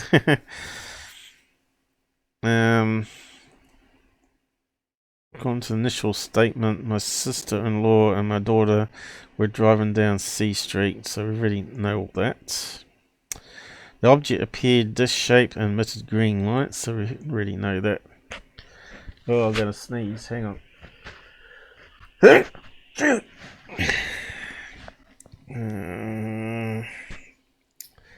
You know, it's springtime when you got flowers. Then she proceeded to record the object, so we already know all that. When a report came in the CMS on the morning of March, started reviewing the photograph and the video evidence before deciding which field investigator to assign the case to. So he took it for himself. When I looked at the first photograph, the first thing that I looked for was the EXIF data. Was intact, which it was, so I looked at the GPS information, blah blah, which we already know. What else? Anything more here that we need to really know? A lot of times that will make details visible were not visible before the light in the image was played with. So they played around with the image. So did he show what the final result was? Probably not. He just played around with the gamma. So as we do with the filters, we actually try and reduce the overexposure to see the original shape of it. Second, submitted image, same level. Zoomed in a little closer, but admit that although the photos appeared genuine, they didn't excite me much. Didn't excite me either. That was until I saw a company video. As I watched the video for the first time, I was struck by the realization that I was looking at the exact type of glowing disc that I had seen. So this is a problem I find when some case investigator thinks it looks like his one. So he's done case 86399. So we can look at that one too. Probably need to bring up the MUFON database again. Yeah, just gonna grab something. A mouthful. I got smoked fish here.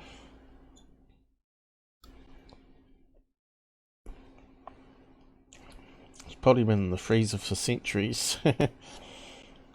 Tastes alright though. I think it needs more vinegar on it.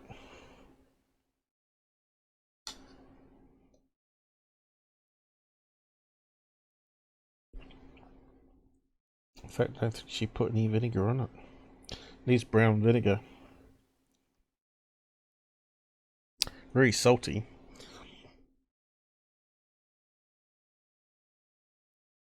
It's hard not to eat it while it's warm.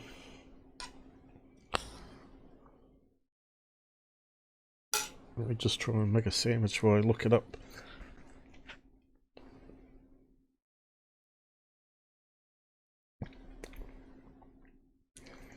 What was the number again? 86399. So this is Jeff Krause's sighting.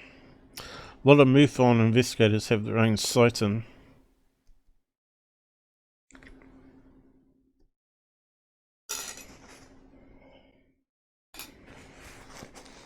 Mr. Farmer.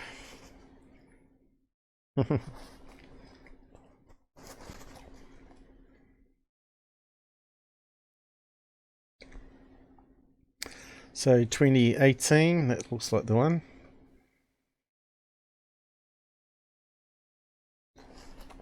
So he was with his son in the car, was he? That's Jeff Krause's sighting. Okay, that makes sense. Long description. Is that all we got? Okay. I suppose they didn't get pictured, did they? This is it, isn't it? No description, no picture. So you're gonna take their word for it. It's the same as what they saw. I'll give you the number if you want to look it up. Where's the number? Come on. Why can't I see it? 86399.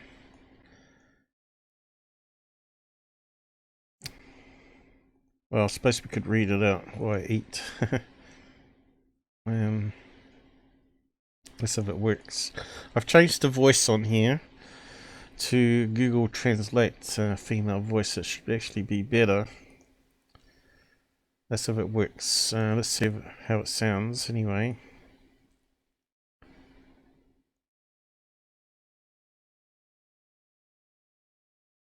Long description of sighting report. My son and I were driving to visit my wife, I'll who be is in back a in a minute. residential care facility on the east side of town.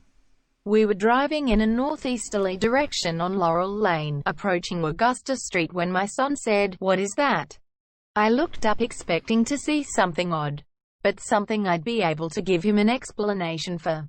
What I saw took me by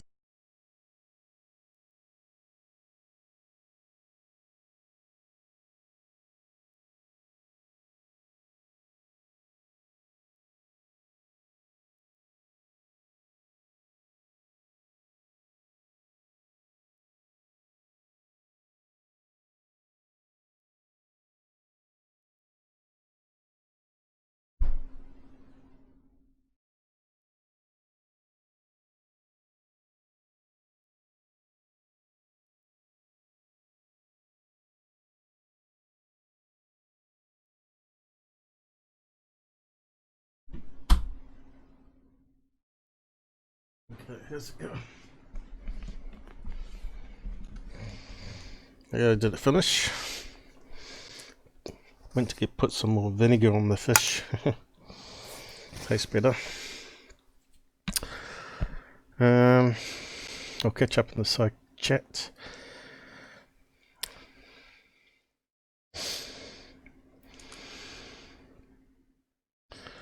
So ready to get back again. I think we've got pretty much a gift of the eyes of the case anyway. Thanks Charles, he likes it.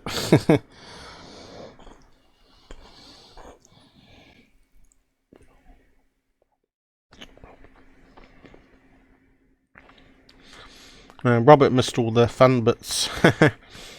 See, Robert's a member. He's got the flying UFO next to his name. Did I not post the number?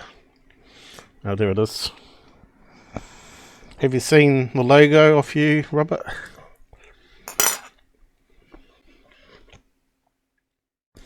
I will put it up.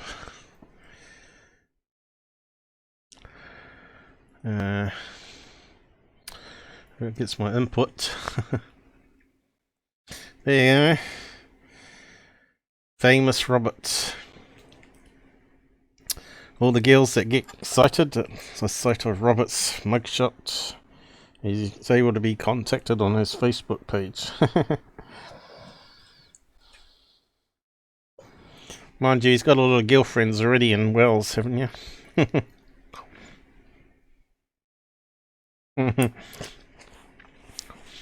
So yeah, thanks for joining, and that's the emoji I made last night before I went to bed. And we got the Men in Black one too. But you can play around with it. Just click on the thing and you'll see the out there channel in the heading, and you got a selection of 5 at the moment. Okay, so is there anything else we need to look at this case? It looks to me like he's a bit believable that it's actually real compared to what he's saying, and I think that's a problem.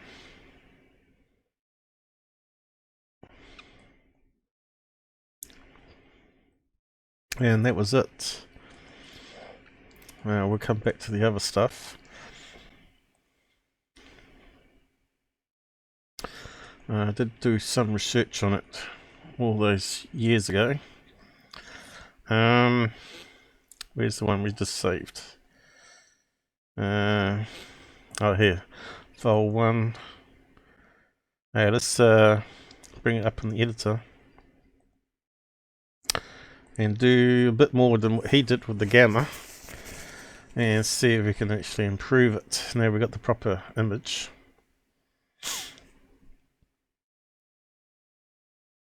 And we know it's way off of the distance here.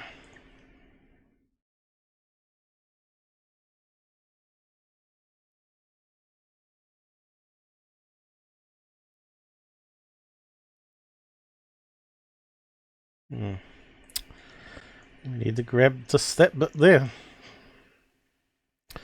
So you're looking at this. What would your guesses be out there? You've been with me for a wee while now, and you've seen lots of different things, from lead kites to balloons to character balloons to RC toys, drones.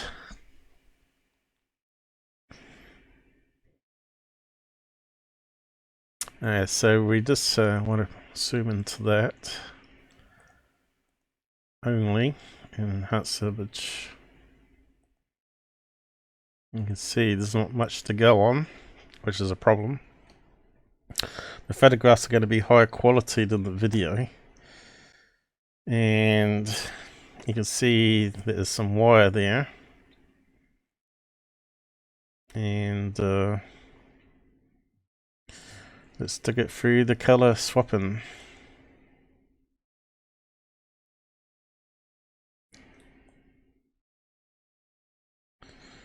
And see what we can get.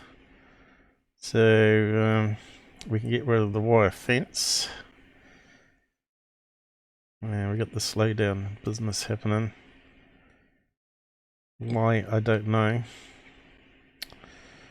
Looks like it's behaving now. So you can see the wire fence here. And it does look, on that particular angle, UFO-like.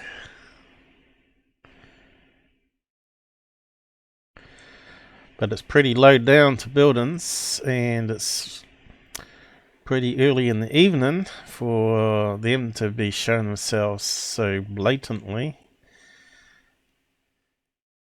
But you can see here, seems to be something different in the light in the middle of this object. Now you might remember that we did a couple of weeks ago something similar from Google Earth.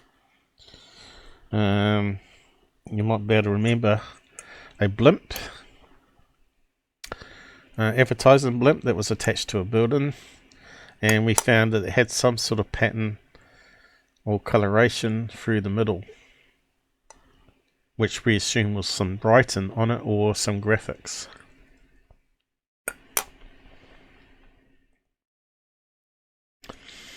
So yeah, let's just have a look at the other one, which is closer again, I think. Is it? Oh, we got 2 the same here. Get rid of one of them.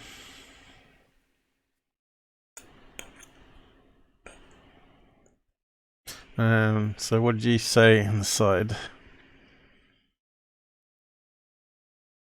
You reckon it's a security light? No. It's definitely blimp-like shape to it, right? So any other possibility it could be is some sort of balloon or RC toy.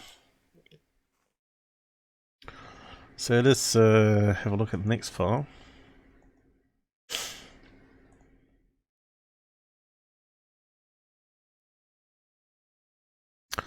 Just a wee bit closer, and maybe we can get some more detail from this one.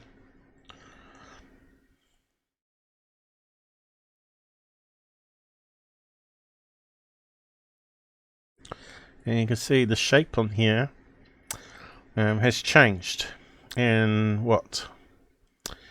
A few seconds of each other. Does it actually tell us? We'd have to put it through exit IF. So let's find out how many seconds difference it is. Looks like she walked closer to the fence, so anywhere between 1 and 5 seconds maybe. Is it possible? 10 seconds maybe. Which means that UFO is moving really slow. So Apple, what's the timestamp on it? 8:47, so almost 7 o'clock. And 8:46, 55, so 5 seconds, 6 seconds. So it wasn't too far wrong. So it took 6 seconds for it to walk, and this object looks like it has moved away, because now we're starting to see a different shape. And now if we zoom into this one, that starts to look like a tear-shaped UFO. And as you know, what's tear shape out there? Advertising blimps. And this is what I thought it was when I first saw it. Now, he looked at airplanes, and so did I.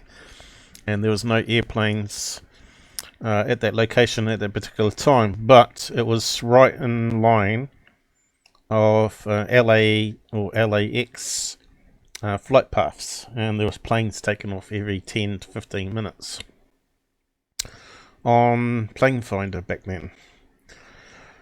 We probably can't go back that far. We can only go back 1 year, so we can't go back and re-look at what I was looking at, unfortunately. So let's just enhance this and see with the same filter. You can see here it's definitely rotated around, and now we're starting to see a interesting tear shape happening, which is not normal for a UFO. The other one looked more UFO, this one looks more blimp-like.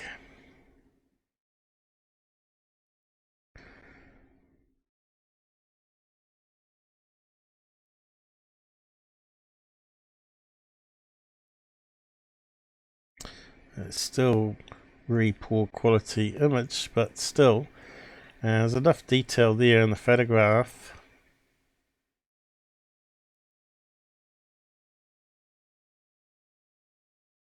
to see it's not a flying saucer as such. It's not symmetrical, and you can start to see that there's still something happening in the middle here. And why is it so illuminated?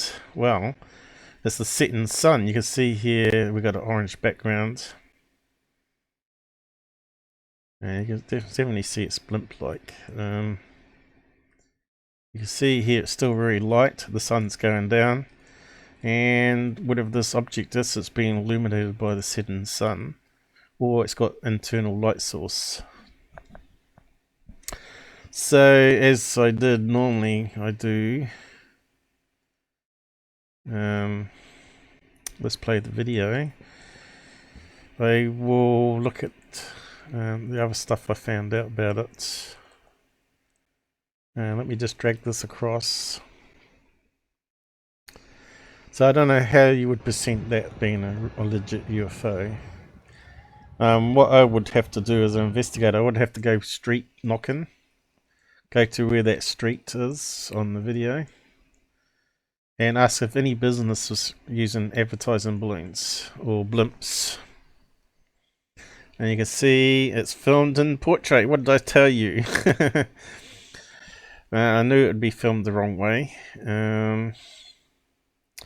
So we're getting a lot of the stuff down here that we don't need to see, and a lot of stuff up here we don't need to see. And if it did landscape, we would have got more definition on what this object is and see how fast it's moving. So the video is how many seconds long? 20 seconds. And we'll see if that's the same video that he put up on his channel for Coast to Coast. I'll just play it and zoom in. Oop. Okay, does that look like an advertising blimp coming down on an angle? It's being pulled down, isn't it? Okay, that Is it? Spaceship just went behind that building. Why would you believe that to be a UFO landing in the middle of a busy area is beyond me. Where's the critical thinking for an investigator?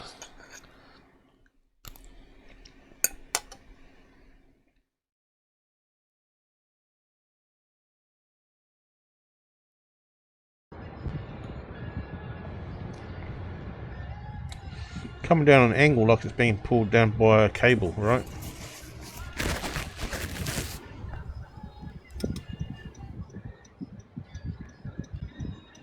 Okay, that spaceship just went behind that building.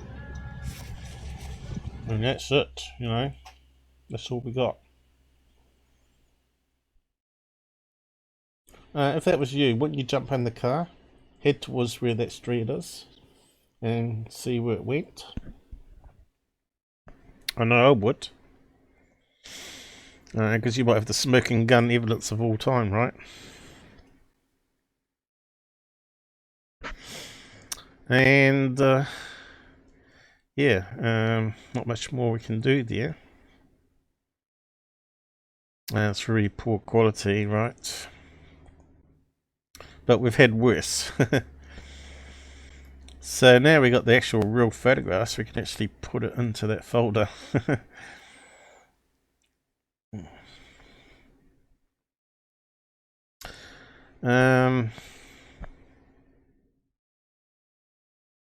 So this, where did we get to here? And we got the video, and then we got down to here. And got to that one.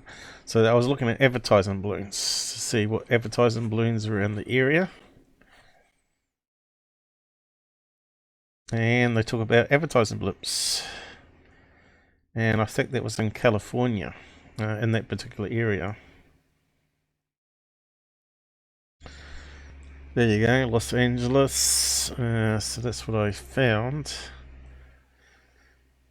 So it makes sense to call up these places probably and ask if they had any blimps sold to any people in C Street or whatever it was. So yeah, got some pictures of blimps here on their page. These are red ones with a thing in the middle, but I don't think they're red. I think they're white with some black right in them. And there you go, you got the torpedo shape there from this company here.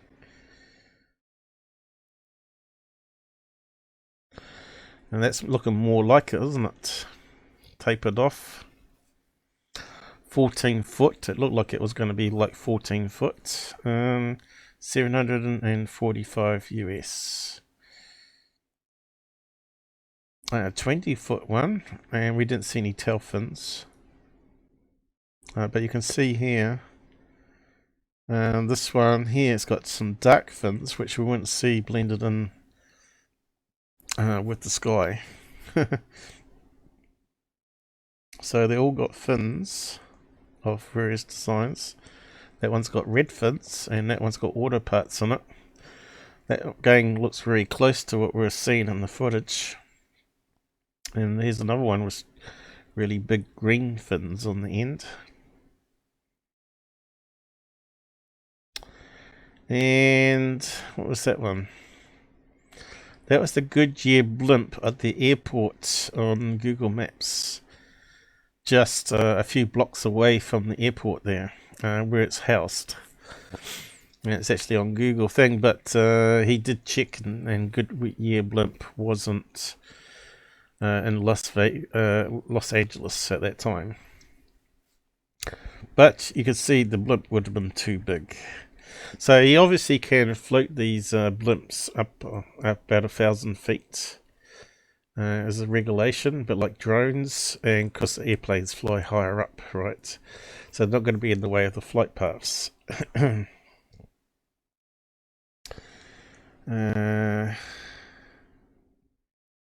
So I was looking at the airplanes that were flying past at the time, and it was these type of 2-engine planes. And I took some snapshots of planes flying past the area. So there's the corner there, I think it was. Was it the motorway? Or was it over here? Have I got the right location? Can you see C Street there? I think it was over here, isn't it? West side. Oh no, Wellington. That's right. Where's the motorway twisting that we saw in the picture?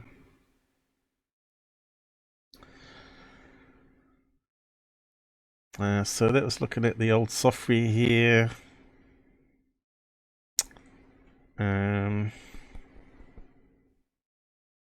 Probably got the UTC sign wrong, have I?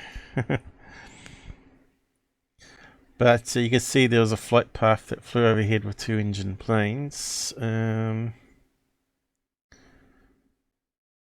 think I rolled back an hour and also an hour forward. I think that I was trying to show that there wasn't much plane activity at the time, but there was definitely a flight path overhead.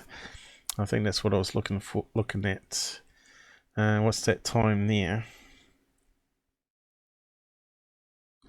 Alright, there's that area.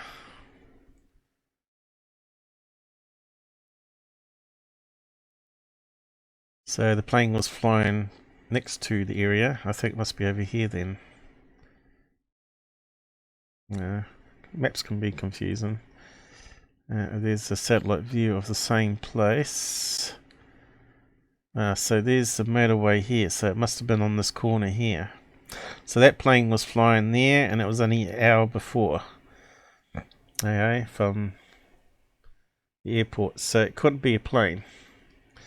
So where's this warehouse that it went behind? Harbour College. They said it was a lumber yard. Certainly a lot of warehouses and buildings of some sorts.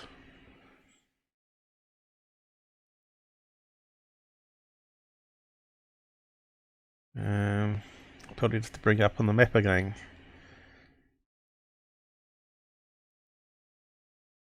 It must be there in the middle there. The building in question that they were watching.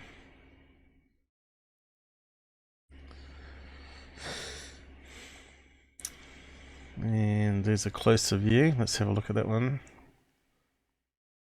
So what building did the blimp pass through? C Walk. Where's C Street? WC Street. WD Street. Stupid names. How to get lost. I can't see any lumberyard that he was looking at. But he said it was in the wrong direction.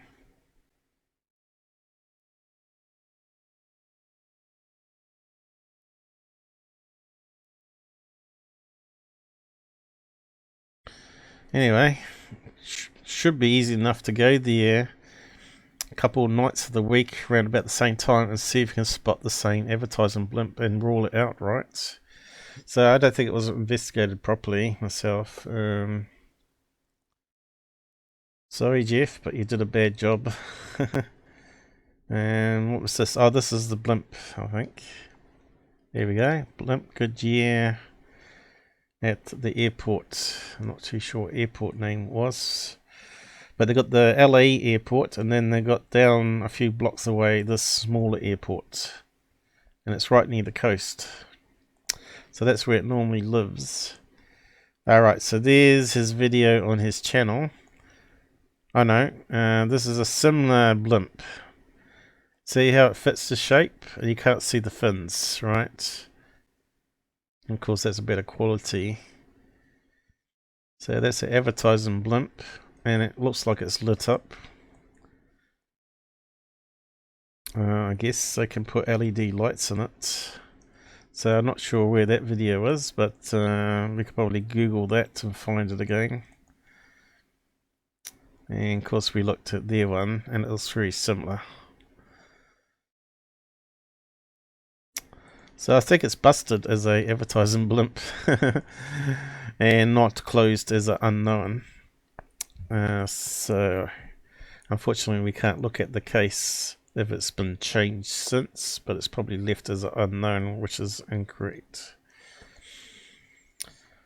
So yeah, that one's been recapped now, and I think we can move on.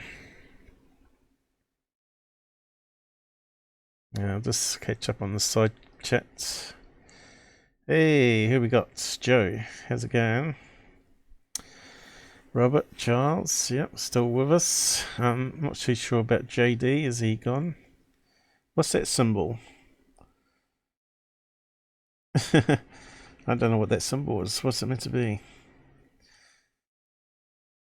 Who else we got?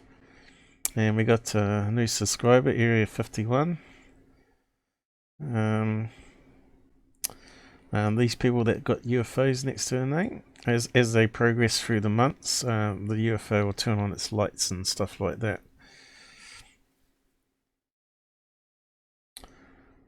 Security lights. Could be a picture through screen door. It's through a fence there, but yeah. Are you talking about the early one, the 1967? Yeah, it could be, but I think that was just the process of the article where it was printed. I don't think it was a real negative. Maybe the government have got their hands on that. But anyway, we're finished with that one, so I'll just stick it in there. And we got Robert's head. Don't get too excited, girls. Settle down. Okay, we're just putting away in there.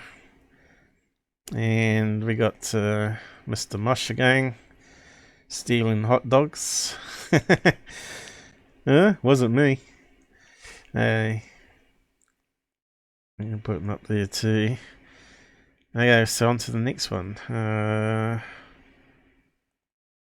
Was that third phase? Yep, that one can go there as well. And that was debunked for it. Yeah, it's definitely something on a mountain. Okay, on to the next bit. Whoop.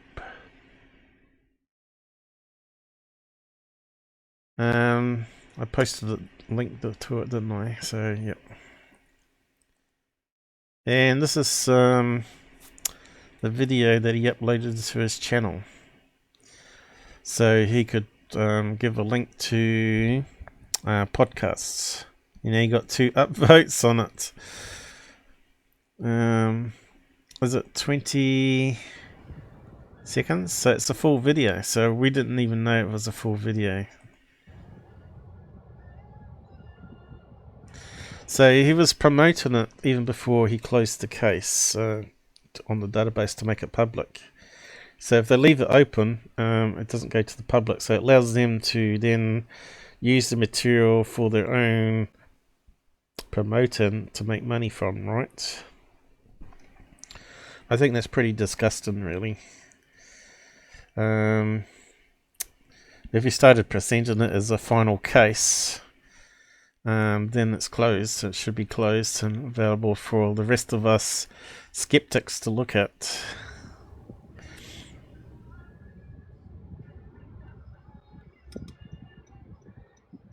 So yeah, we didn't really need to download it, but we got the best quality by downloading it, of course.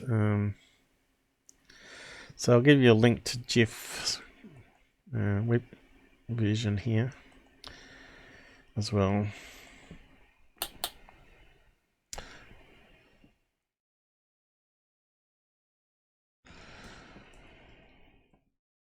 So MUFON doesn't get it right all the time, alright, and nor do I. But they should do at least an update on it and fix it, so far as I'm concerned. I think they should go back to the area to see if they can find anyone that was putting up blimp at that time. Maybe they're still using it. And we don't need that. So here we go. 2.5 hours already. We're not done too bad. Okay, so I wanted to touch on these last ones. UFO Man. So maybe I should do that after. I'll do UFO Man first. And then we've got to look at that one there too. So that should come before that one probably. There I go, changing the order again. Okay, UFO Man. Who likes UFO Man? Mars and Lunar Structures Explained by Alex Collier. Now, does anyone know who Alex Collier is?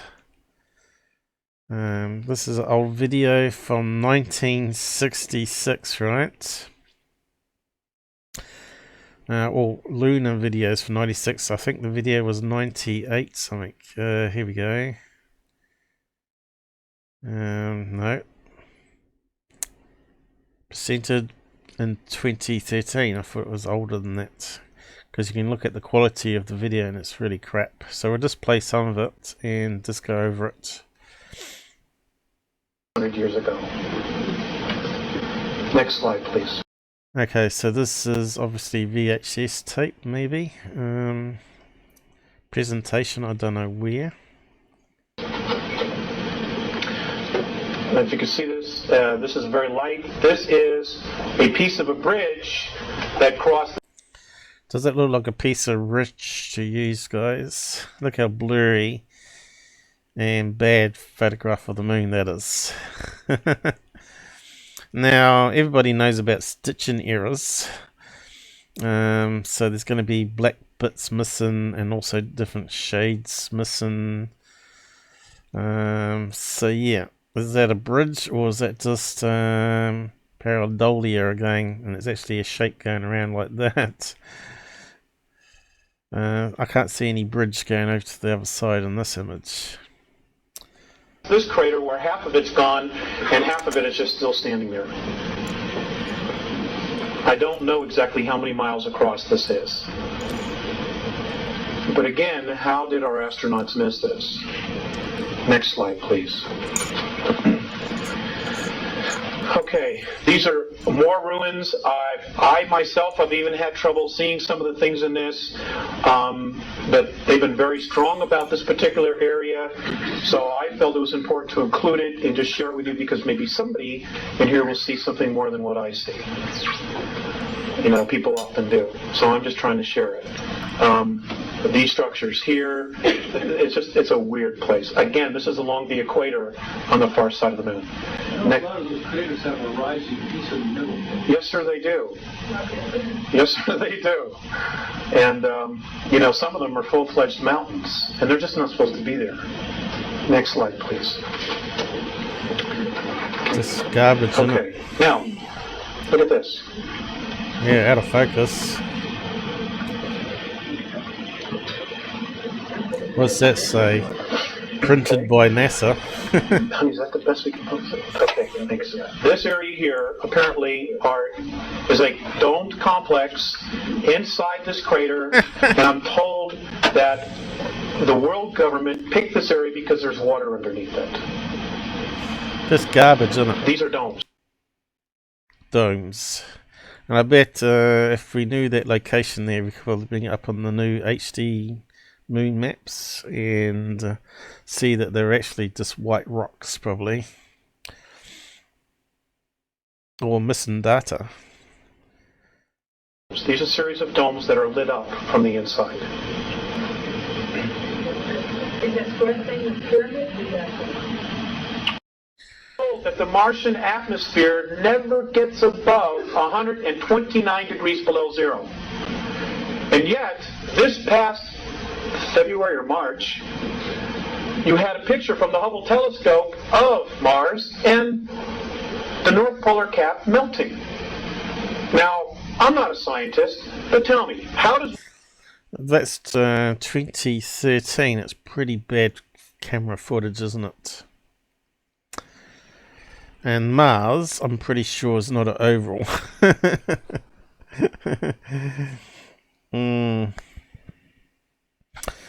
So what's Charles saying? All a load of tosh just to make money from stupid people. Sounds schizophrenia like to me.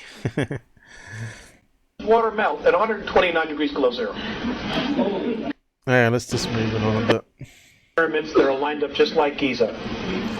This area right Oh here. no, not the pyramids. And that these are also ruins. This is what they say. And folks, they've never lied to me. Right here. Now, when you find out about this guy, he's a bit of a fruitcake. He's another one that thinks he talks to aliens, but if you go back to the beginning, this is what he looks like.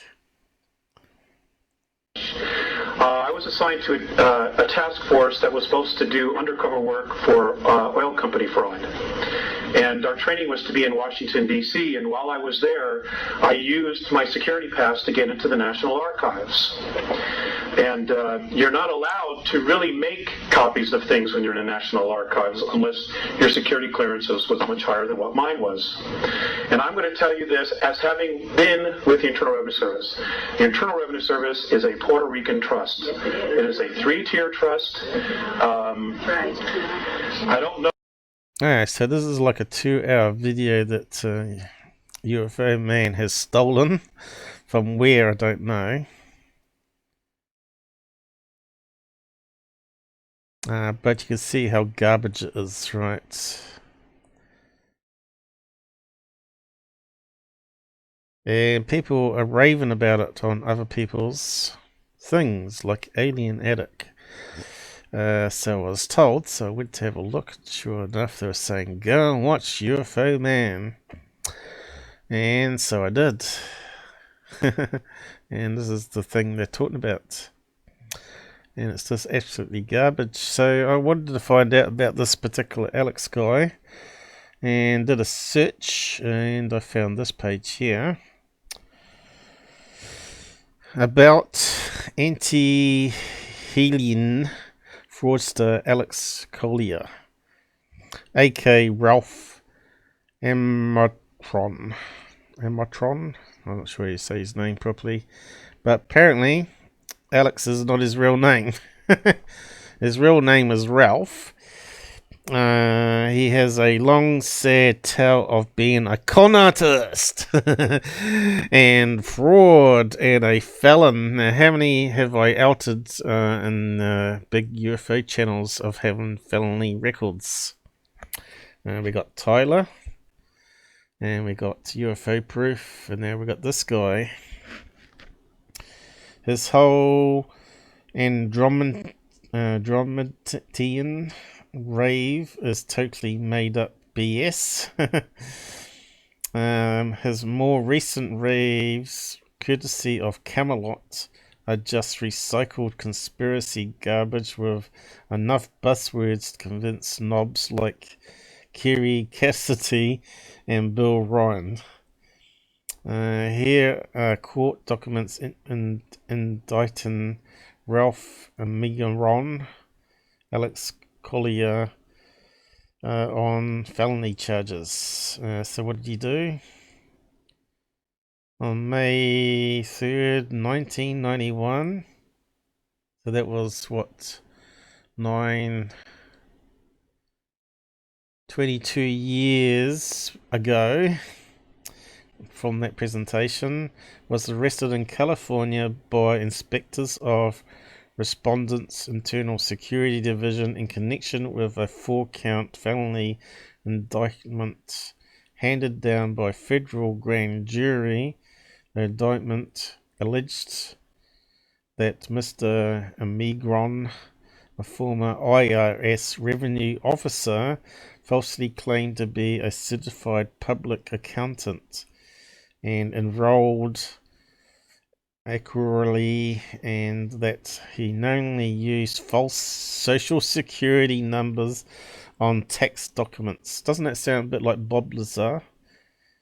Maybe he was using his wife's social security number and put his own image on it.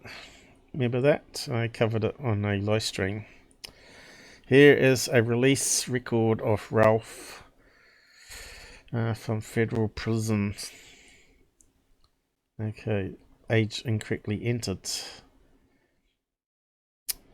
So there you go. That was just a quick search and that come up. So once you know that about someone, do you trust anything they're going to tell you about secret space and all that sort of stuff? So all you have to do is just type it in and see what comes up. Fraud or whatever. Just like you do with every person, and see what you can find out. So you can see here he's come up on Reddit, so you can probably read places like that.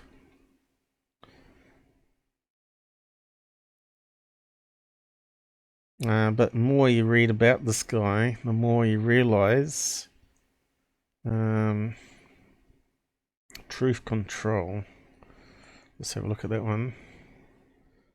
Or was that the page we were looking at before? The Alex Collier hoax is now over. I understand people are upset by my often harsh tone regarding Alex Collier hoax. When I first went public with my knowledge about this, an article published in UFO magazine, it was a bit more humorous tone. Figure that once Ralph knew, okay, he's using the proper name, the word was out, he'd have a good sense to stop it. No, these people don't stop. This is the whole problem. These frauds just keep on going, right? He didn't. He started 4 years ago. Was being called a liar by people promoting him. Doesn't that sound familiar? But really, why is any of this important? Well, in some sense, it may not be at all. After all, that we have is someone making wild and delusional claims without a shred of any evidence to support them. In any legitimate field of study, such things would be revealed as nonsense and fraud, or would probably be very quickly forgotten.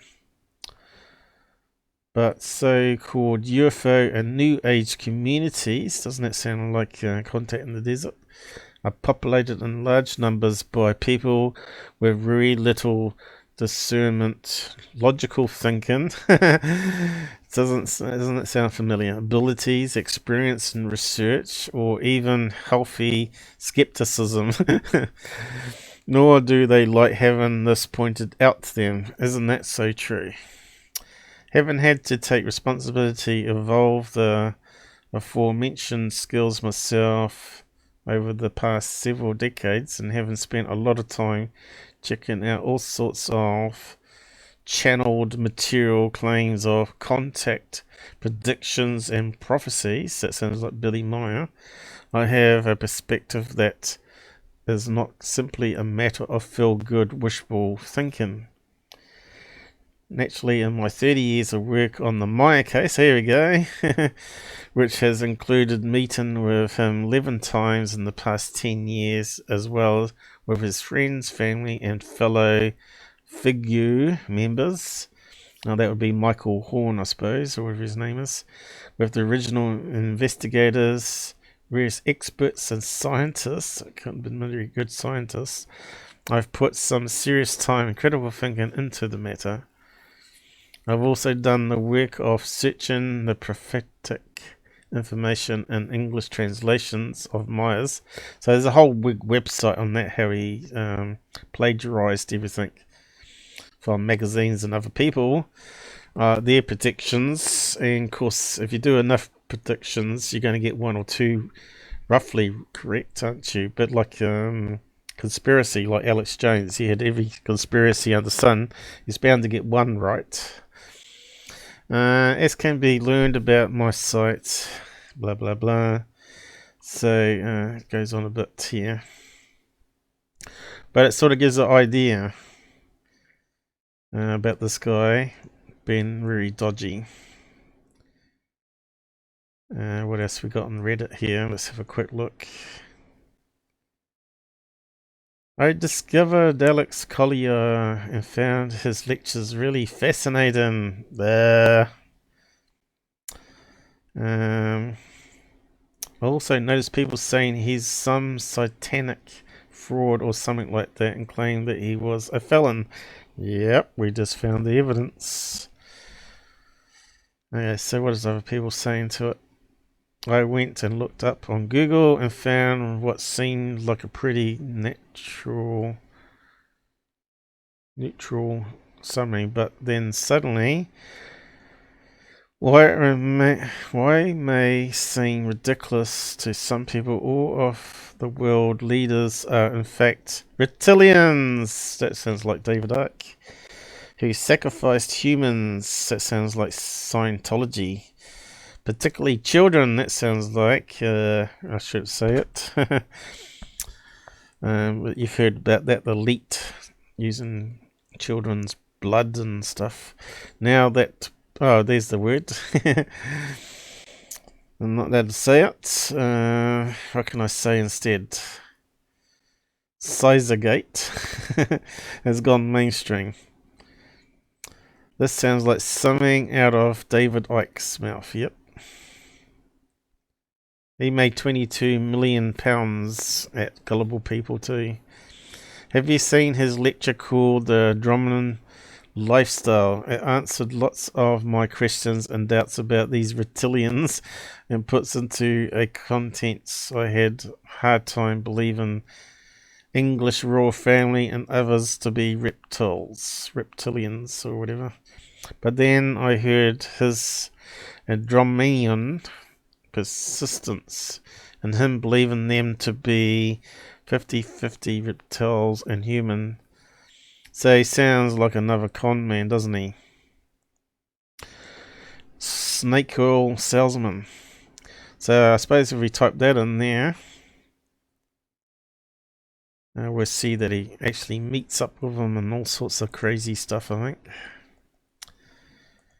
Talks to them.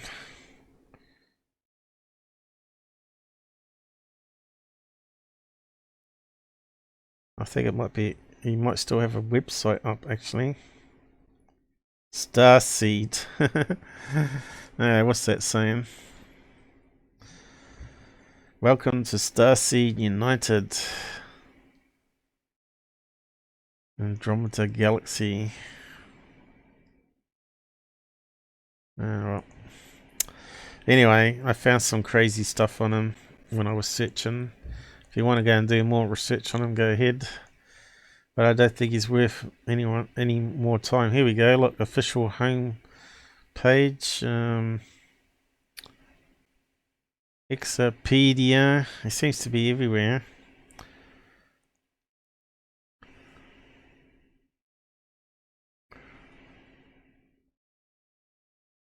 I don't know if he was working with David Icke at all. Hey, Wesley. Some colourful logo come up. Welcome to Grey Alien. Hey, we got a new member. Thank you very much. How come it hasn't come up here though? Maybe it's a bit slow. They didn't even put Robert up there. There we go. Hey, it did work. I didn't see the dancing alien though. Did it have a dancing alien for it? I always miss it because I got to see it on the other screen, you see, because it mixes the two screens. You're about to now use the Rob emoji and Pinky emoji and the Men in Black ones as well. So let's kick that on the bum and move on.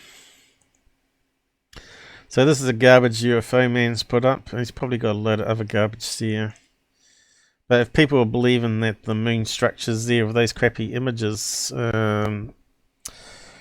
got a lot of work ahead of us to try and repair the UFO field, haven't we?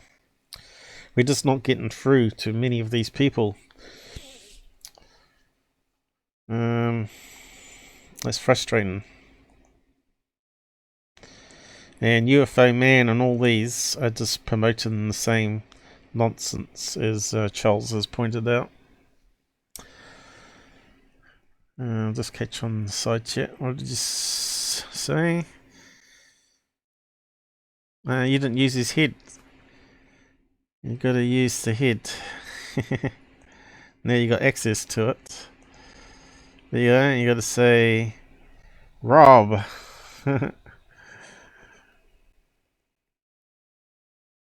And then you got Pinky as well,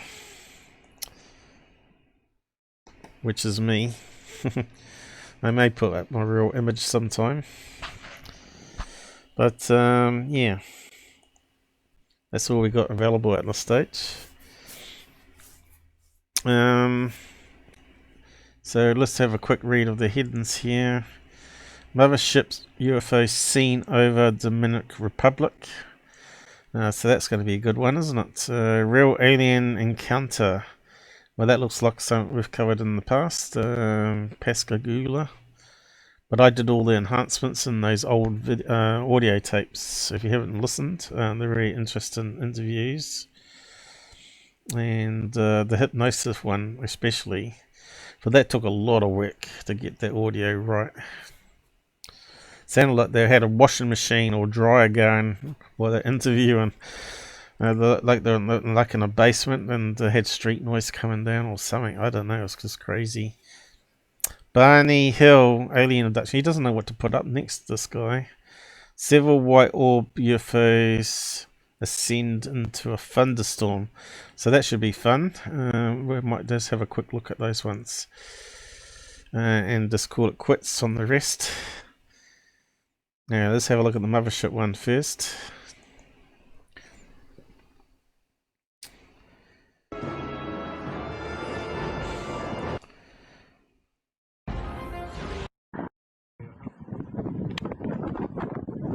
Okay, this is the mothership, people.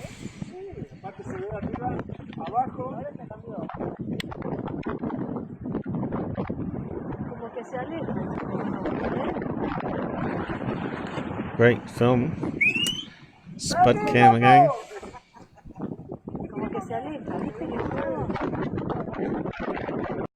Oh, what's going on? Ah, more money coming at us. Thanks very much. Well, if we keep going like this, we might hit the 80 per week thing that we need to get to to keep the channel going. Anyway, yeah, what do you think of this one so far? Is it on a mountain top here in the distance that we can't see? And it could be some lights of cars. Or is it like military flares being dropped? Or lead balloons? But what year was this? 2020, they reckon, so it could easily be lead balloons. But yeah, is it a mountain range? I can see a dark mountain range further below, so it doesn't mean that there isn't one further up, right? Could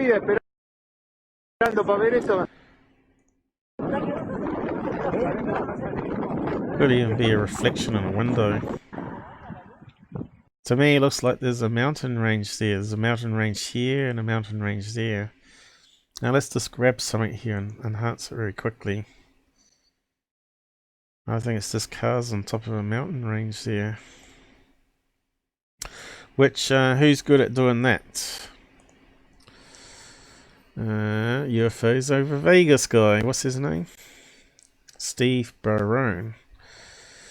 He's good at filming cars on top of mountains, as well as planes and helicopters, and calling them UFOs. Okay, so let's just take it through the editor quickly. See if there's anything pop out. I don't know how anyone can say that's a mothership without giving any evidence, right? Again, it makes a laughing stock of this. In the UFO field, that taking it seriously, they actually know that UFOs and aliens are real. I just wonder if UFO man has actually had a visitation or actually seen a UFO up close and personal. Somehow I don't think so. Has he even had a paranormal encounter, is the question. I know he's had a mate called Jax that he goes on UFO hunting. I don't know if he's been with him. Yeah, so contrast is not going to do much, is it? So let's see what we can see with the color swapper. As if my CPU is going to play ball here.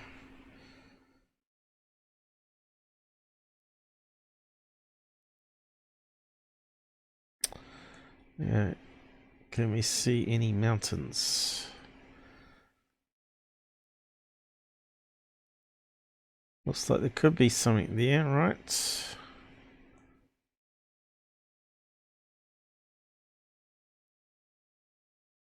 There's one down here.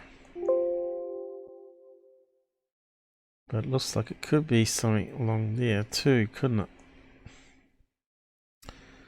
And of course, the CPU's messing up again.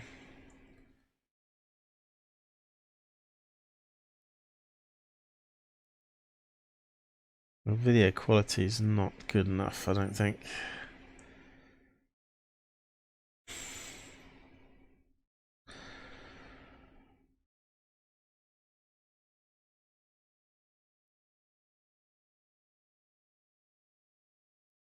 Yeah, so what are we looking at?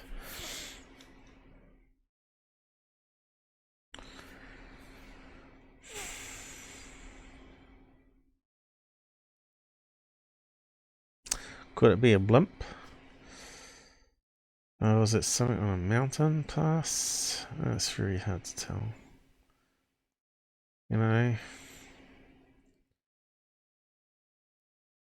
Let's just go back to the video.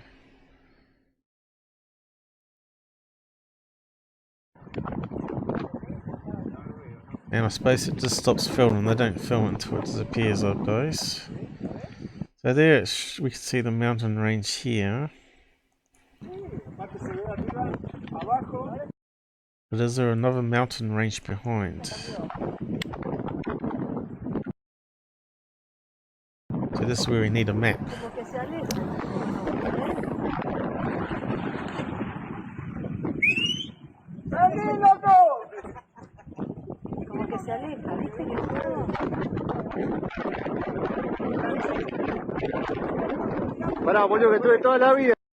Not very good filming, is it?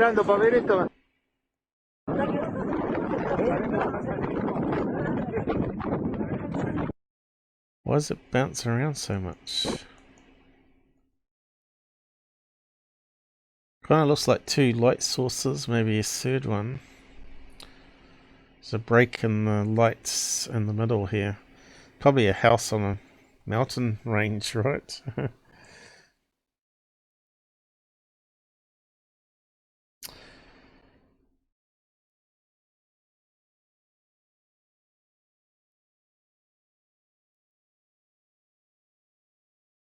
Total garbage.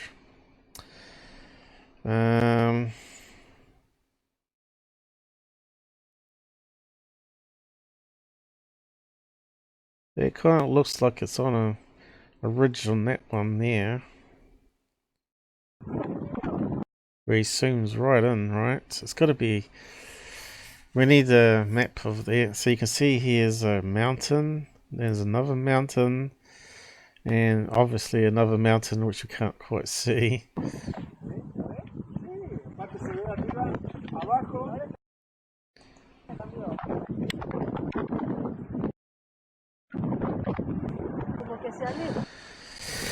Yeah, so have we got location at all?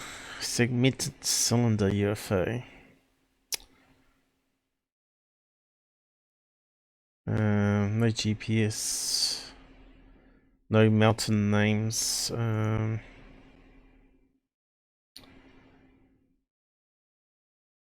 I don't think we can do much with that one. Just garbage.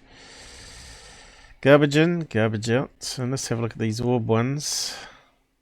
I'll just get rid of that. Make it bigger.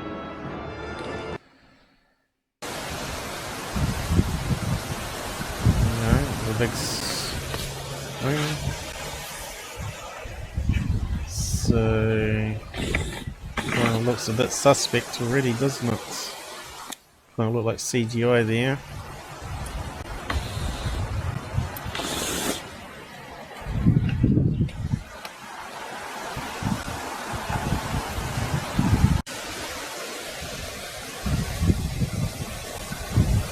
I got a feeling this is donuts from Germany, right? They did CGI like this.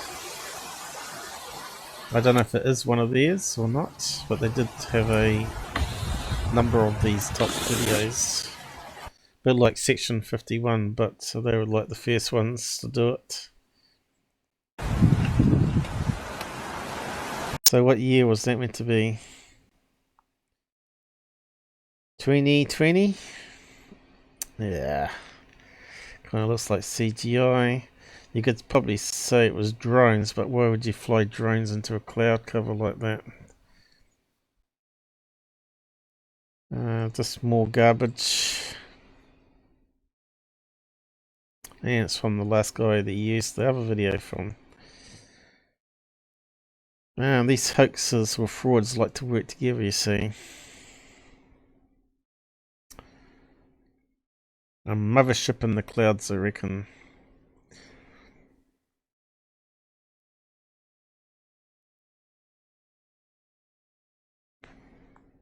And that's it. Mind blowing. Oh my god.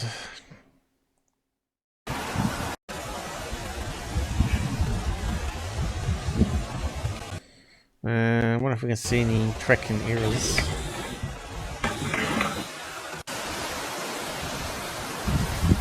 See, I probably could make something as good as that in 5 minutes, right?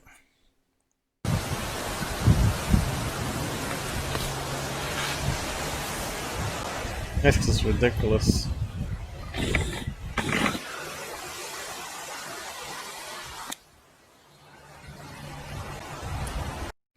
Anyway, I think we've got enough of UFO Man.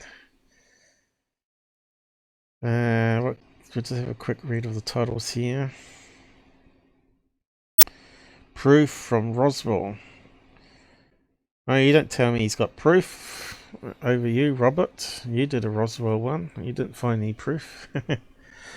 St. Augustine, New Mexico. Silver disc UFO embedded in ridge. Well, you did talk about something like that. Second site, was it? Disclosure of Luna, which one we looked at. 20-mile long vehicle mothership. We've got to have a look at this one. NASA. How much One group more? gets taken out, another group takes out. Oh, right. That's just saying fraud. Mr. Alex. NASA and government are aware. So it's Alex, isn't it? Yep, there you go. See, that should be banned on the internet. It's just garbage. Okay, so what are they saying actually? Do you believe this? Of course he doesn't. He's just after the buck. Possibly.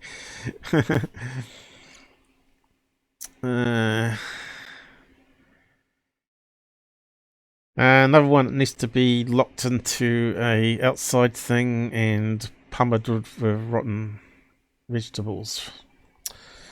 In my book. So Google wants to monetize them and he stopped uploading and then they enabled it and he come back again. Bad Google. 20-mile ship. I wonder if he's got a picture of it actually. Let's just see. Was there any picture of One this? group gets taken out, another group takes to control. Is there any picture of it? And you give them this. So what happened was the pirates took over the ship. Okay? The governments, realizing that they had all this technology. Where's the picture of it? It's just a talking head. Scam artist. So let's get rid of that clown. Goodbye, UFO man. Okay, let's get back to this case here from last weekend, was it? Or was it midweek? I can't remember now. Alright, so I forgot to show that too while I'm here. I'll just close that down. Down here it shows money, as you know, but now if I scroll along, it actually shows the number of members. There you go, look. New member, 1. Doesn't quite fit on. I'd probably have to do some CSS hacking on the web page to get it to go underneath, probably. And it's quite annoying that it puts it in New Zealand dollars here and not US dollars, because that's what I got it set to.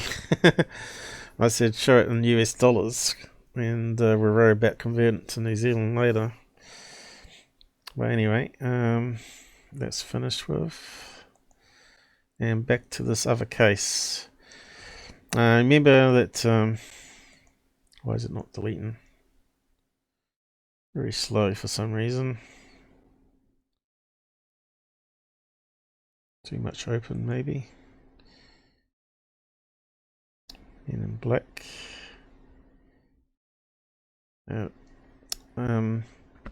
That case of the Legit. What was it called now? Which one was it on? Can you remember?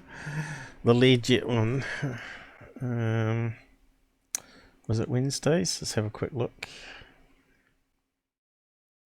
So I may have. Let's have a look. Third phase of the main vids. It could be on that. I think I posted a comment. Right, here we go. She replied with the flight number after the show just ended. AA5165. So that's the one. And I reached out to MUFON Canada guy and I said, do you want to have a look at this one? And because it's another plain one. And I said, we think it might be a small Learjet type plane. And he took a snapshot of this flight number. Now we got the information. Is it the right one? AA5165 it is, isn't it? And it's this long, skinny looking plane that's flying, that she's flying on. From Philadelphia to Grand Rapids, wherever that is. Is that in Arizona or somewhere? Or one of the big lakes or something. So there's the airport it took off from. And I found out that I actually put in 21st of, let me see if I can get there. I can scroll it down. I put in 21st by mistake because I was thinking it went over midnight when it actually went over lunchtime, which I shouldn't have changed the date. So my map was wrong, even though we had lots of Learjets on there. That sort of matched, well, what were they called? Emirates or something like that. Not Learjets. And he's got the right time here, 3:20. That looks about right. On the right date. And he's got the flight path at that particular time. It was there. And he said, well, look at all these planes on the side. And maybe we can find that on the map again. So you can see here, he said, I don't know which one that she was filming, but if her time was correct. So you can see one just went past here. And there's all these other small planes all over the place. Whether they're Learjets, I don't know. So we're going to have to go back there and plug in the information. I reckon her time was wrong. Or there's a plane missing here because of the call ID. Sometimes goes missing when you're on hilly range like this. And it doesn't show you what's on the map properly. So that does make it a bit more complicated. Hopefully it's still got my location right here. So it's not the right location, is it? The dirtbag has changed it again, I think. Yep. We're over here somewhere. I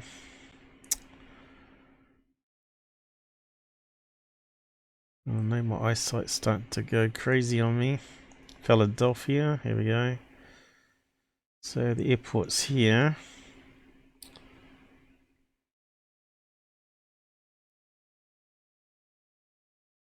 And we know the flight number now. So let's do a playback. And it was 20 of August.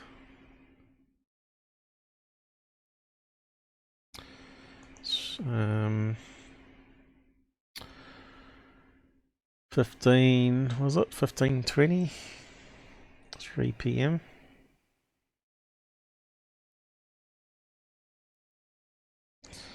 Can't type it in, so we have to scroll.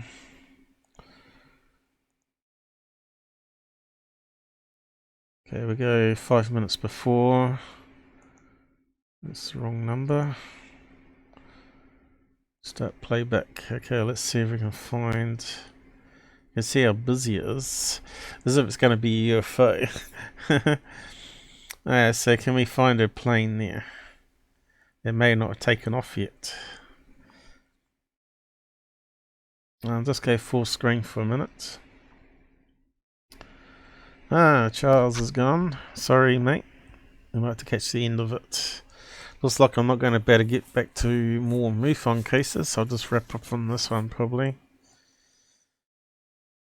I knew I'd run out of time. It's always this case, isn't it? It's just so much to do. It's just crazy. So let's see. Can we find the plane that she was on in that mess? But you can see there's a lot of these little planes already in the air. And the little planes.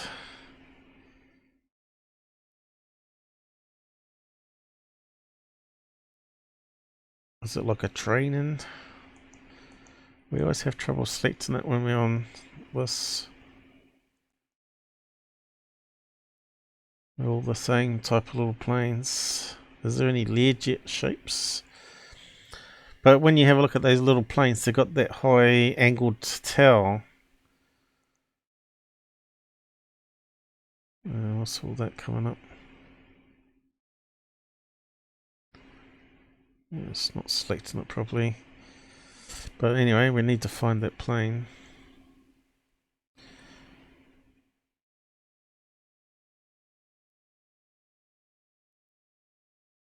You can see all those little planes over here.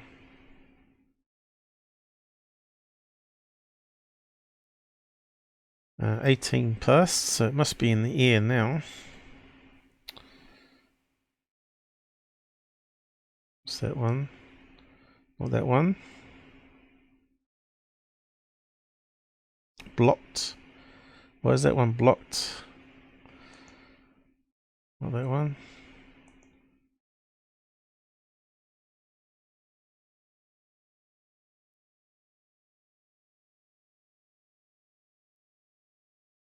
We're looking for 5-1 something, whatever, wasn't it?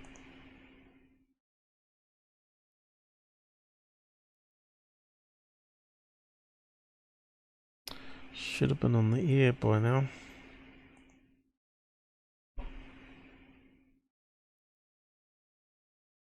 It's a mess of planes, isn't it? What's that one there? 5-1, that's it there, isn't it? 5165. There we go, that's the one. Double A. And why has it got corruption on the name there though? So that's at 18 minutes past, so which direction is it going in? Towards the airport or away? And we can't make this thing go any slower.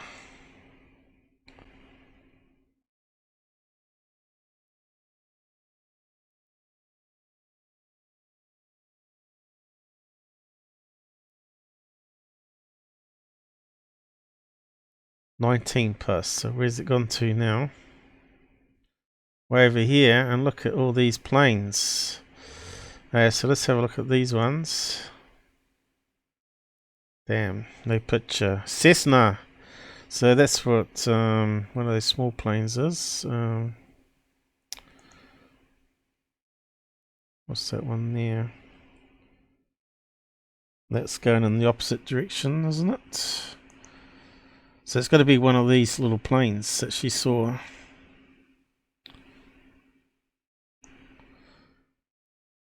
And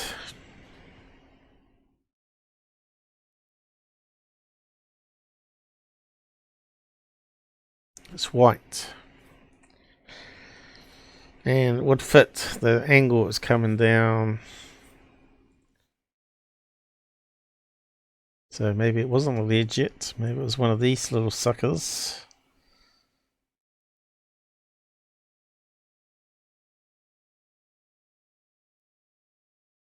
And I think these are all the same. If we can get it to come up.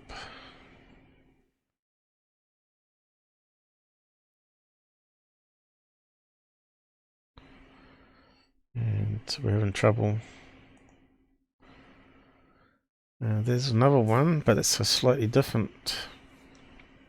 See, notice it has that sort of long nose on it. Remember I was saying it's got a long nose on it? We'd have to go back to the footage again, I suppose. Where was it?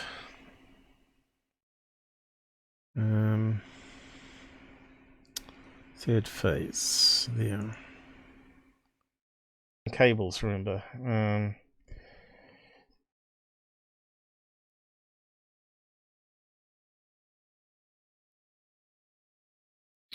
There you go. So it's got that sort of shape to it, right? Long nose, long tail. And I thought it was a Learjet, but never thought it could be, what's that, a Cessna or something? Piper. It's even smaller than a Cessna. Okay, so that kind of makes sense.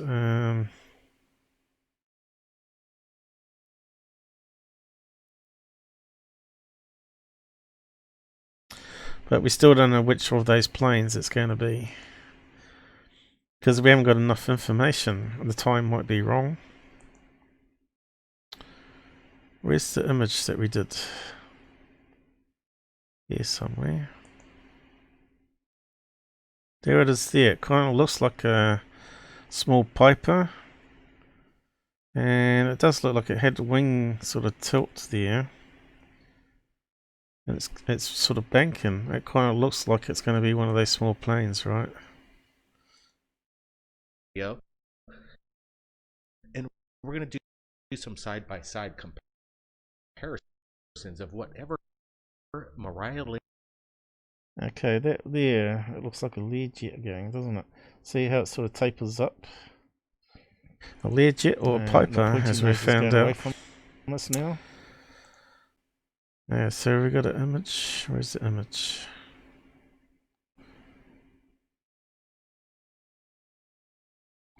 It's got to be here.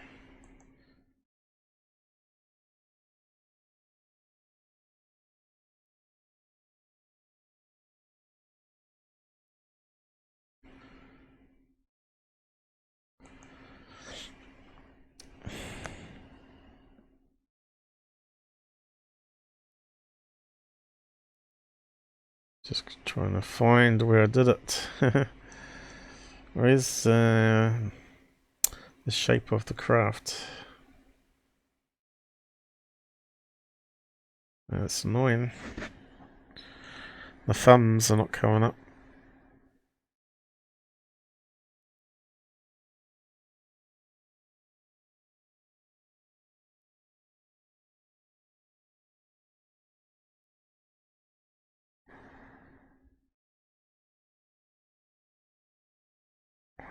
I think it's behind. It must be here somewhere. You can see here. Yeah. We can make it into a more of a tic-tac. Got some strange patterns going across. Yeah, so we want to see if it looks like a Piper.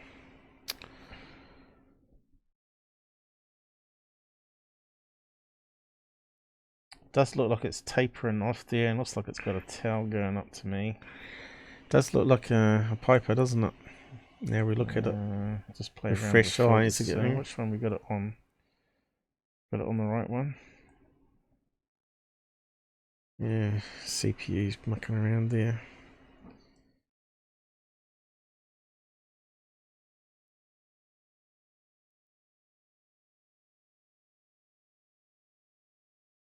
I think I did another image, didn't I?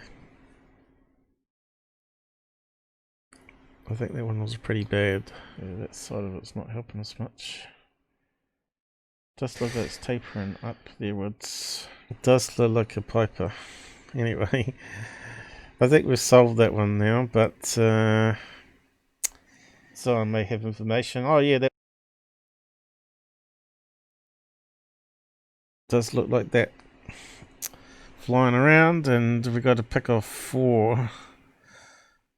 What's happened to it?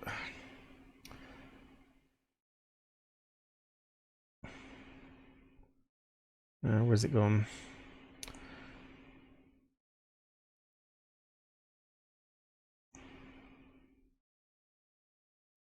I've clicked off it. Where was the 4 planes? But it was flying in the opposite direction, but they're flying around in circles. That's the whole problem.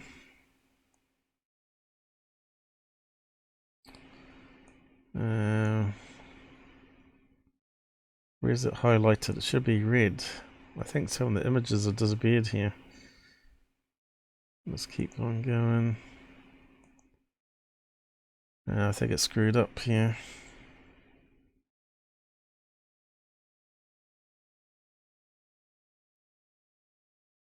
Why can't I see it?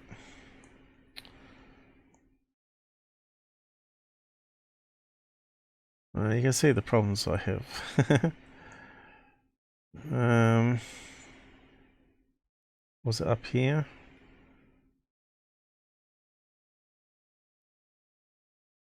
It must have been up here somewhere. Where's the passenger jet one gone? There it is. So that's at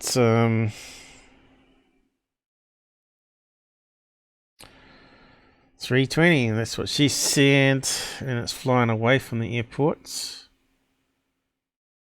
And what was that one just past here?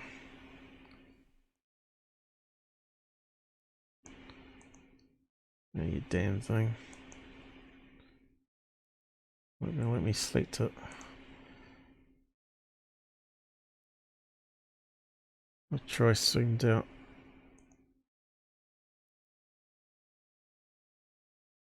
Buggy software.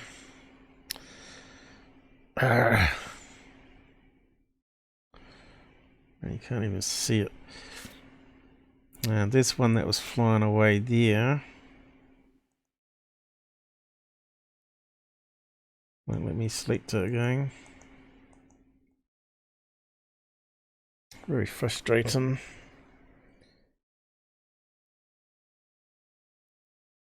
So what could it be?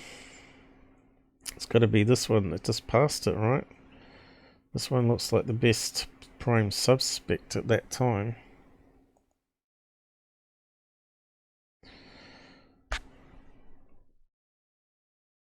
Maybe if I zoom the map more, it'll allow me to click it. Where's it gone? Is that it there? There we go. There you go. Looks very much like that picture.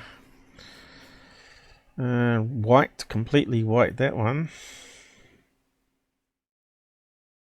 4,000 feet. Piper N8129M.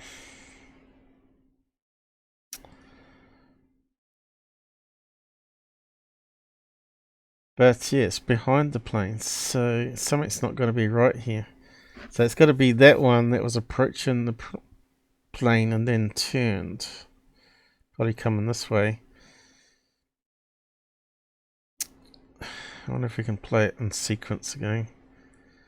Let's just keep an eye on that one and play it again. And let's just see where it is. Oh, it's not on the screen. Great. It wasn't even in the air at 1:15.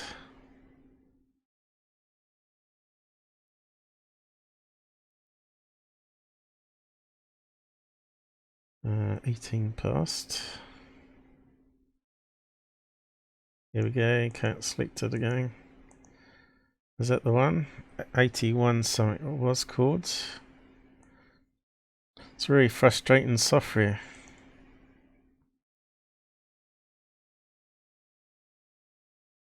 Might work better on the app, on the phones. I think I'm gonna have to give up. I've lost Philadelphia now. Where's it gone?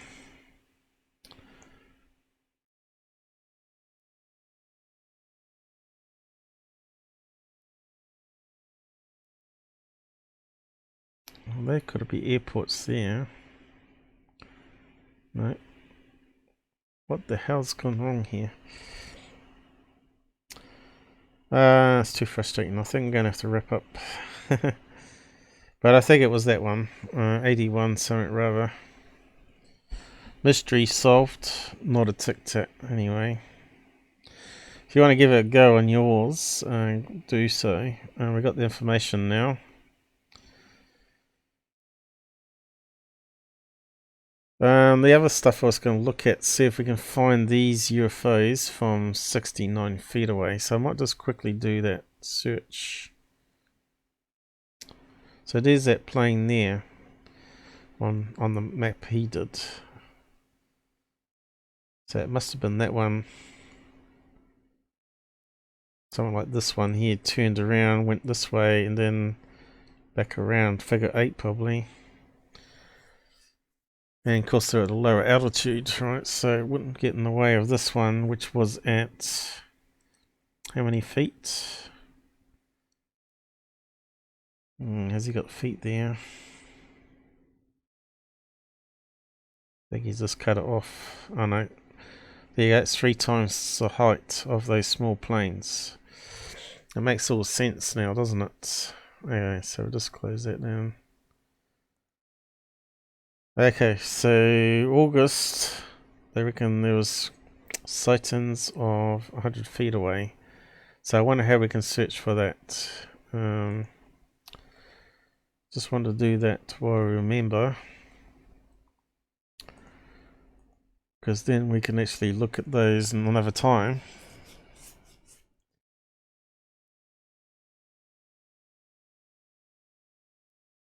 "100 feet. See if it comes up.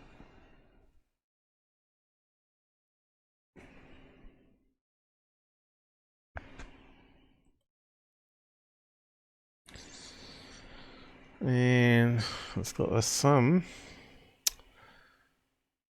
Large rectangle. Loud engine noises. No picture. But it was at 100 feet. So where's the 100 feet?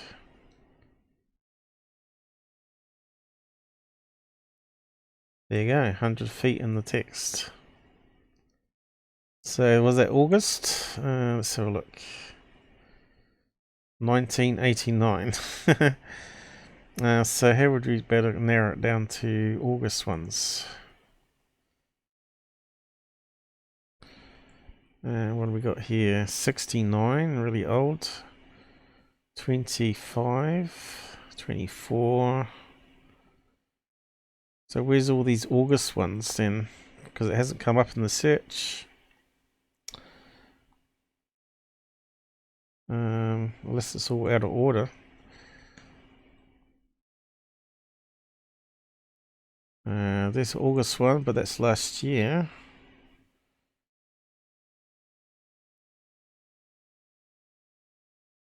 Last year.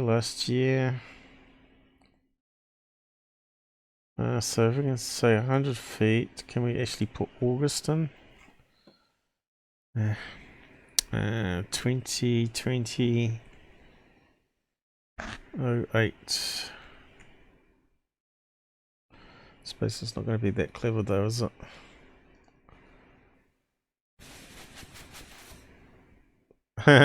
Zero. Okay. Told you it's not going to be clever.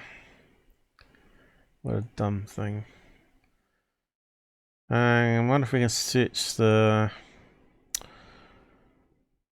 MUFON database. Because these ones would be the most interesting ones, especially if there's some photographs.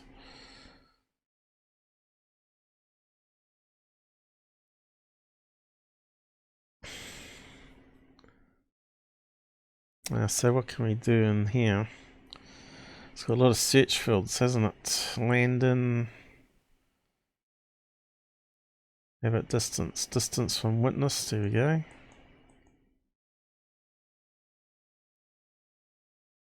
"100 feet. So it's a range. Oh, that'll be alright then. Okay, that, and where's the date? Date submitted within date range.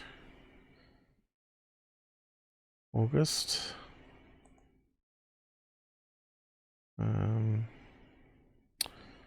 First. No, it didn't work. First, 2020.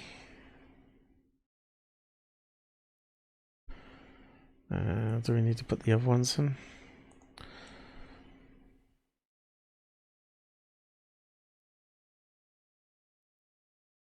Very first,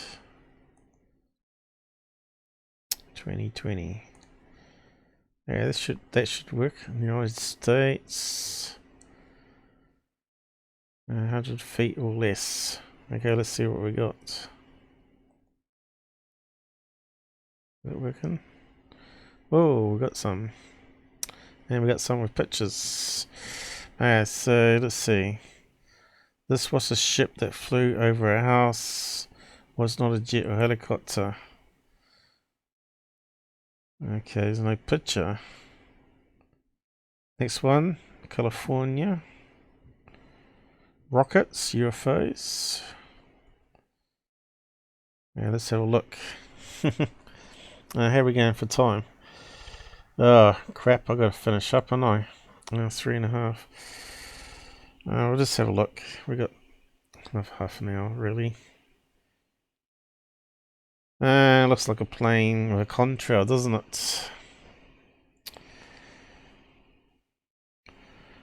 911, cool. Got to go. Okay, Area 51, sorry about that. Is he working in the ambulance area or somewhere, is he? So what are we looking at? Looks like a plane contrail.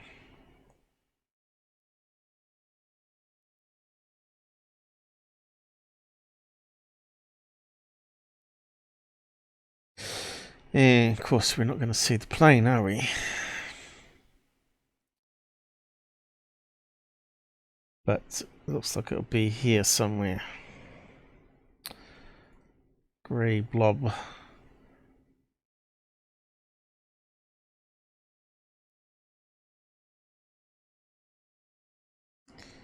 So yeah, that one's not too interesting. See what else we got. Green lemon sized sphere. Sip past my window.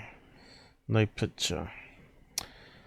Strange light over home. Okay, we got a video on that one.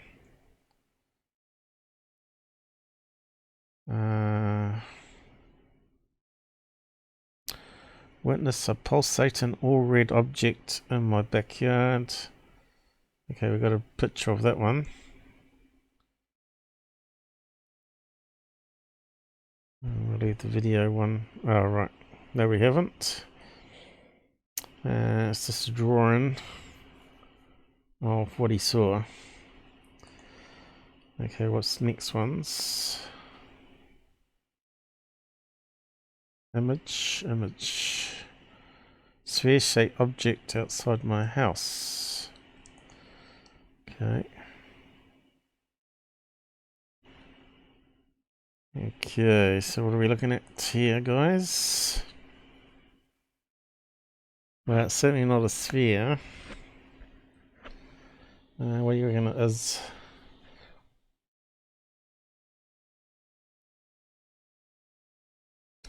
Kind of looks like two balloons joined together, doesn't it? And it's out of focus. Kind of strange looking though. Normally when you get something like that, it's one of those letter balloons, right? They sort of lost some of the gas and it's sort of twisted. So it's probably like a letter S or something, or some crazy shaped letter.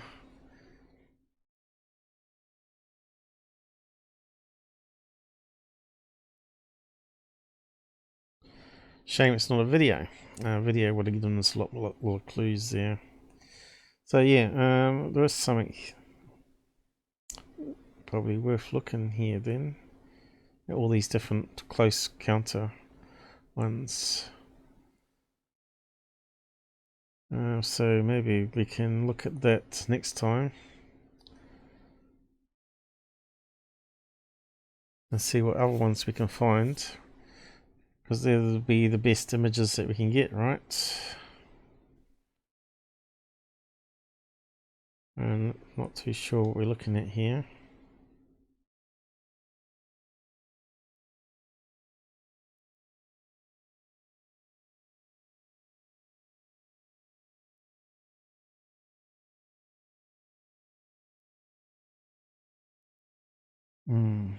Can't see anything in the picture apart from there. What's that? Moon. So, not looking too exciting there for 100 feet away. So what was that one saying? Sighting. That's it. Very large black triangle. No picture. Many balls of color change in lights, warping in and out of shape. That kind of sounds like balloons, doesn't it? Trim, must trim. So we got some movies there and a picture. Ah, it's one of those rainbows, isn't it?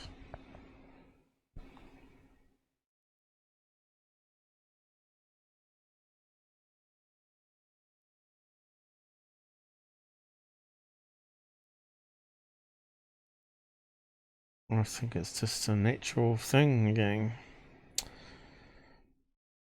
But we could probably have a look at the videos next week, maybe, or middle of week, anyway. The movies are going to take too long to download.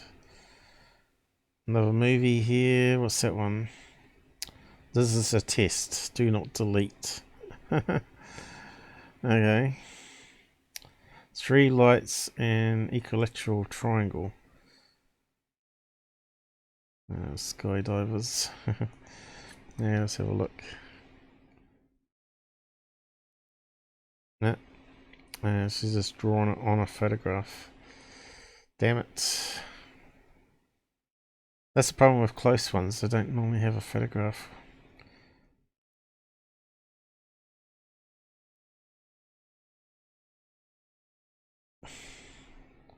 Movie, missing time, alien abduction. So barely you can go read through these ones anyway. So that's August last month, alien abduction, huh?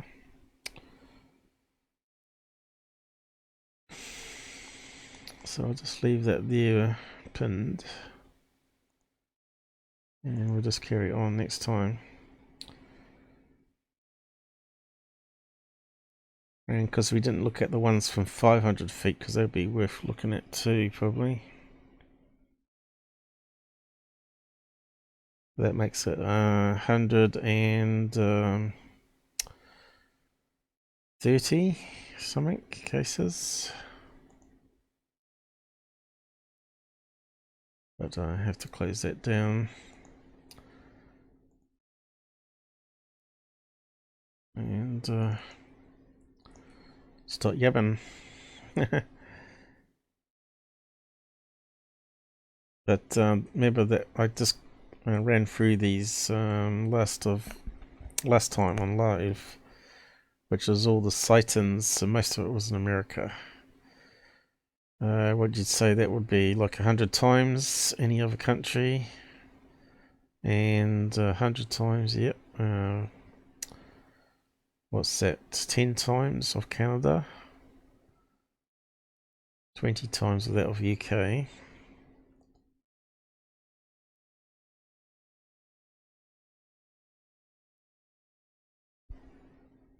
And mostly in California.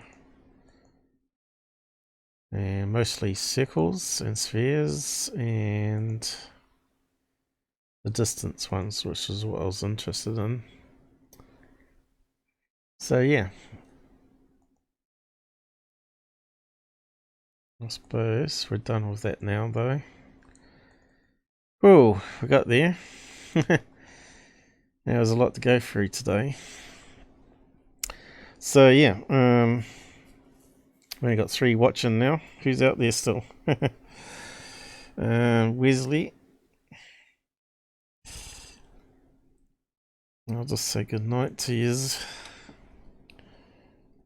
I think they're probably gone and watch other live streams, is it? Good night all. Thanks for chipping in, and Charles for finding that Fox News thing to clear up that third phase of the moon. Saved me a bit of time trying to hunt it down. Well, thanks, helpers. Debunkers. Please like and share.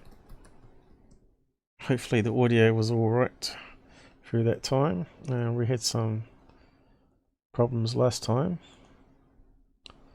Hello? Anybody out there? Sounds alright this end. Hey, still here. Okay, we got 3 members now. Yahoo! So we'll keep growing, hopefully.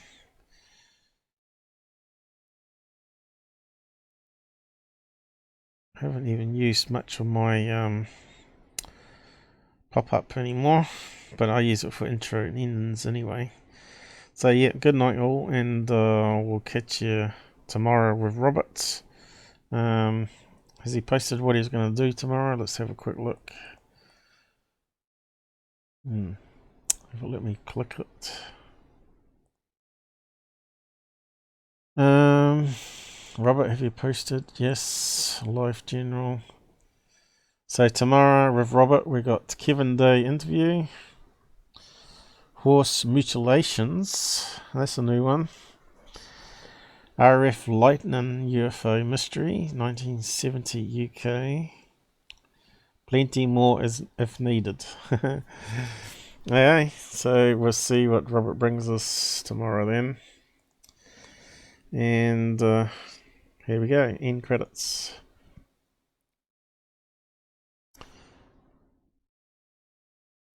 And the men in black are watching.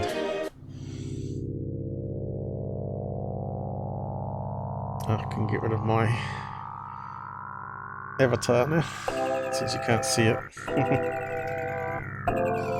Hey, thanks guys for donating and all, and the money, much appreciated. And just coming and watching is really much appreciated. I'm not sure how many we got today. Did we get up to 7?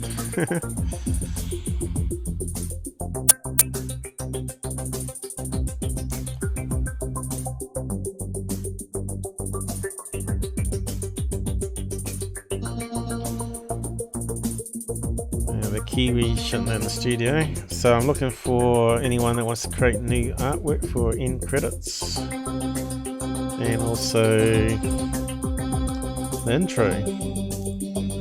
So if you want to get showcased of your artwork out there for our channel, you know what to do.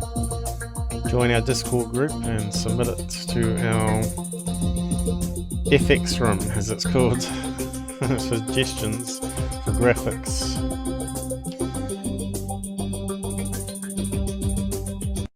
Good night.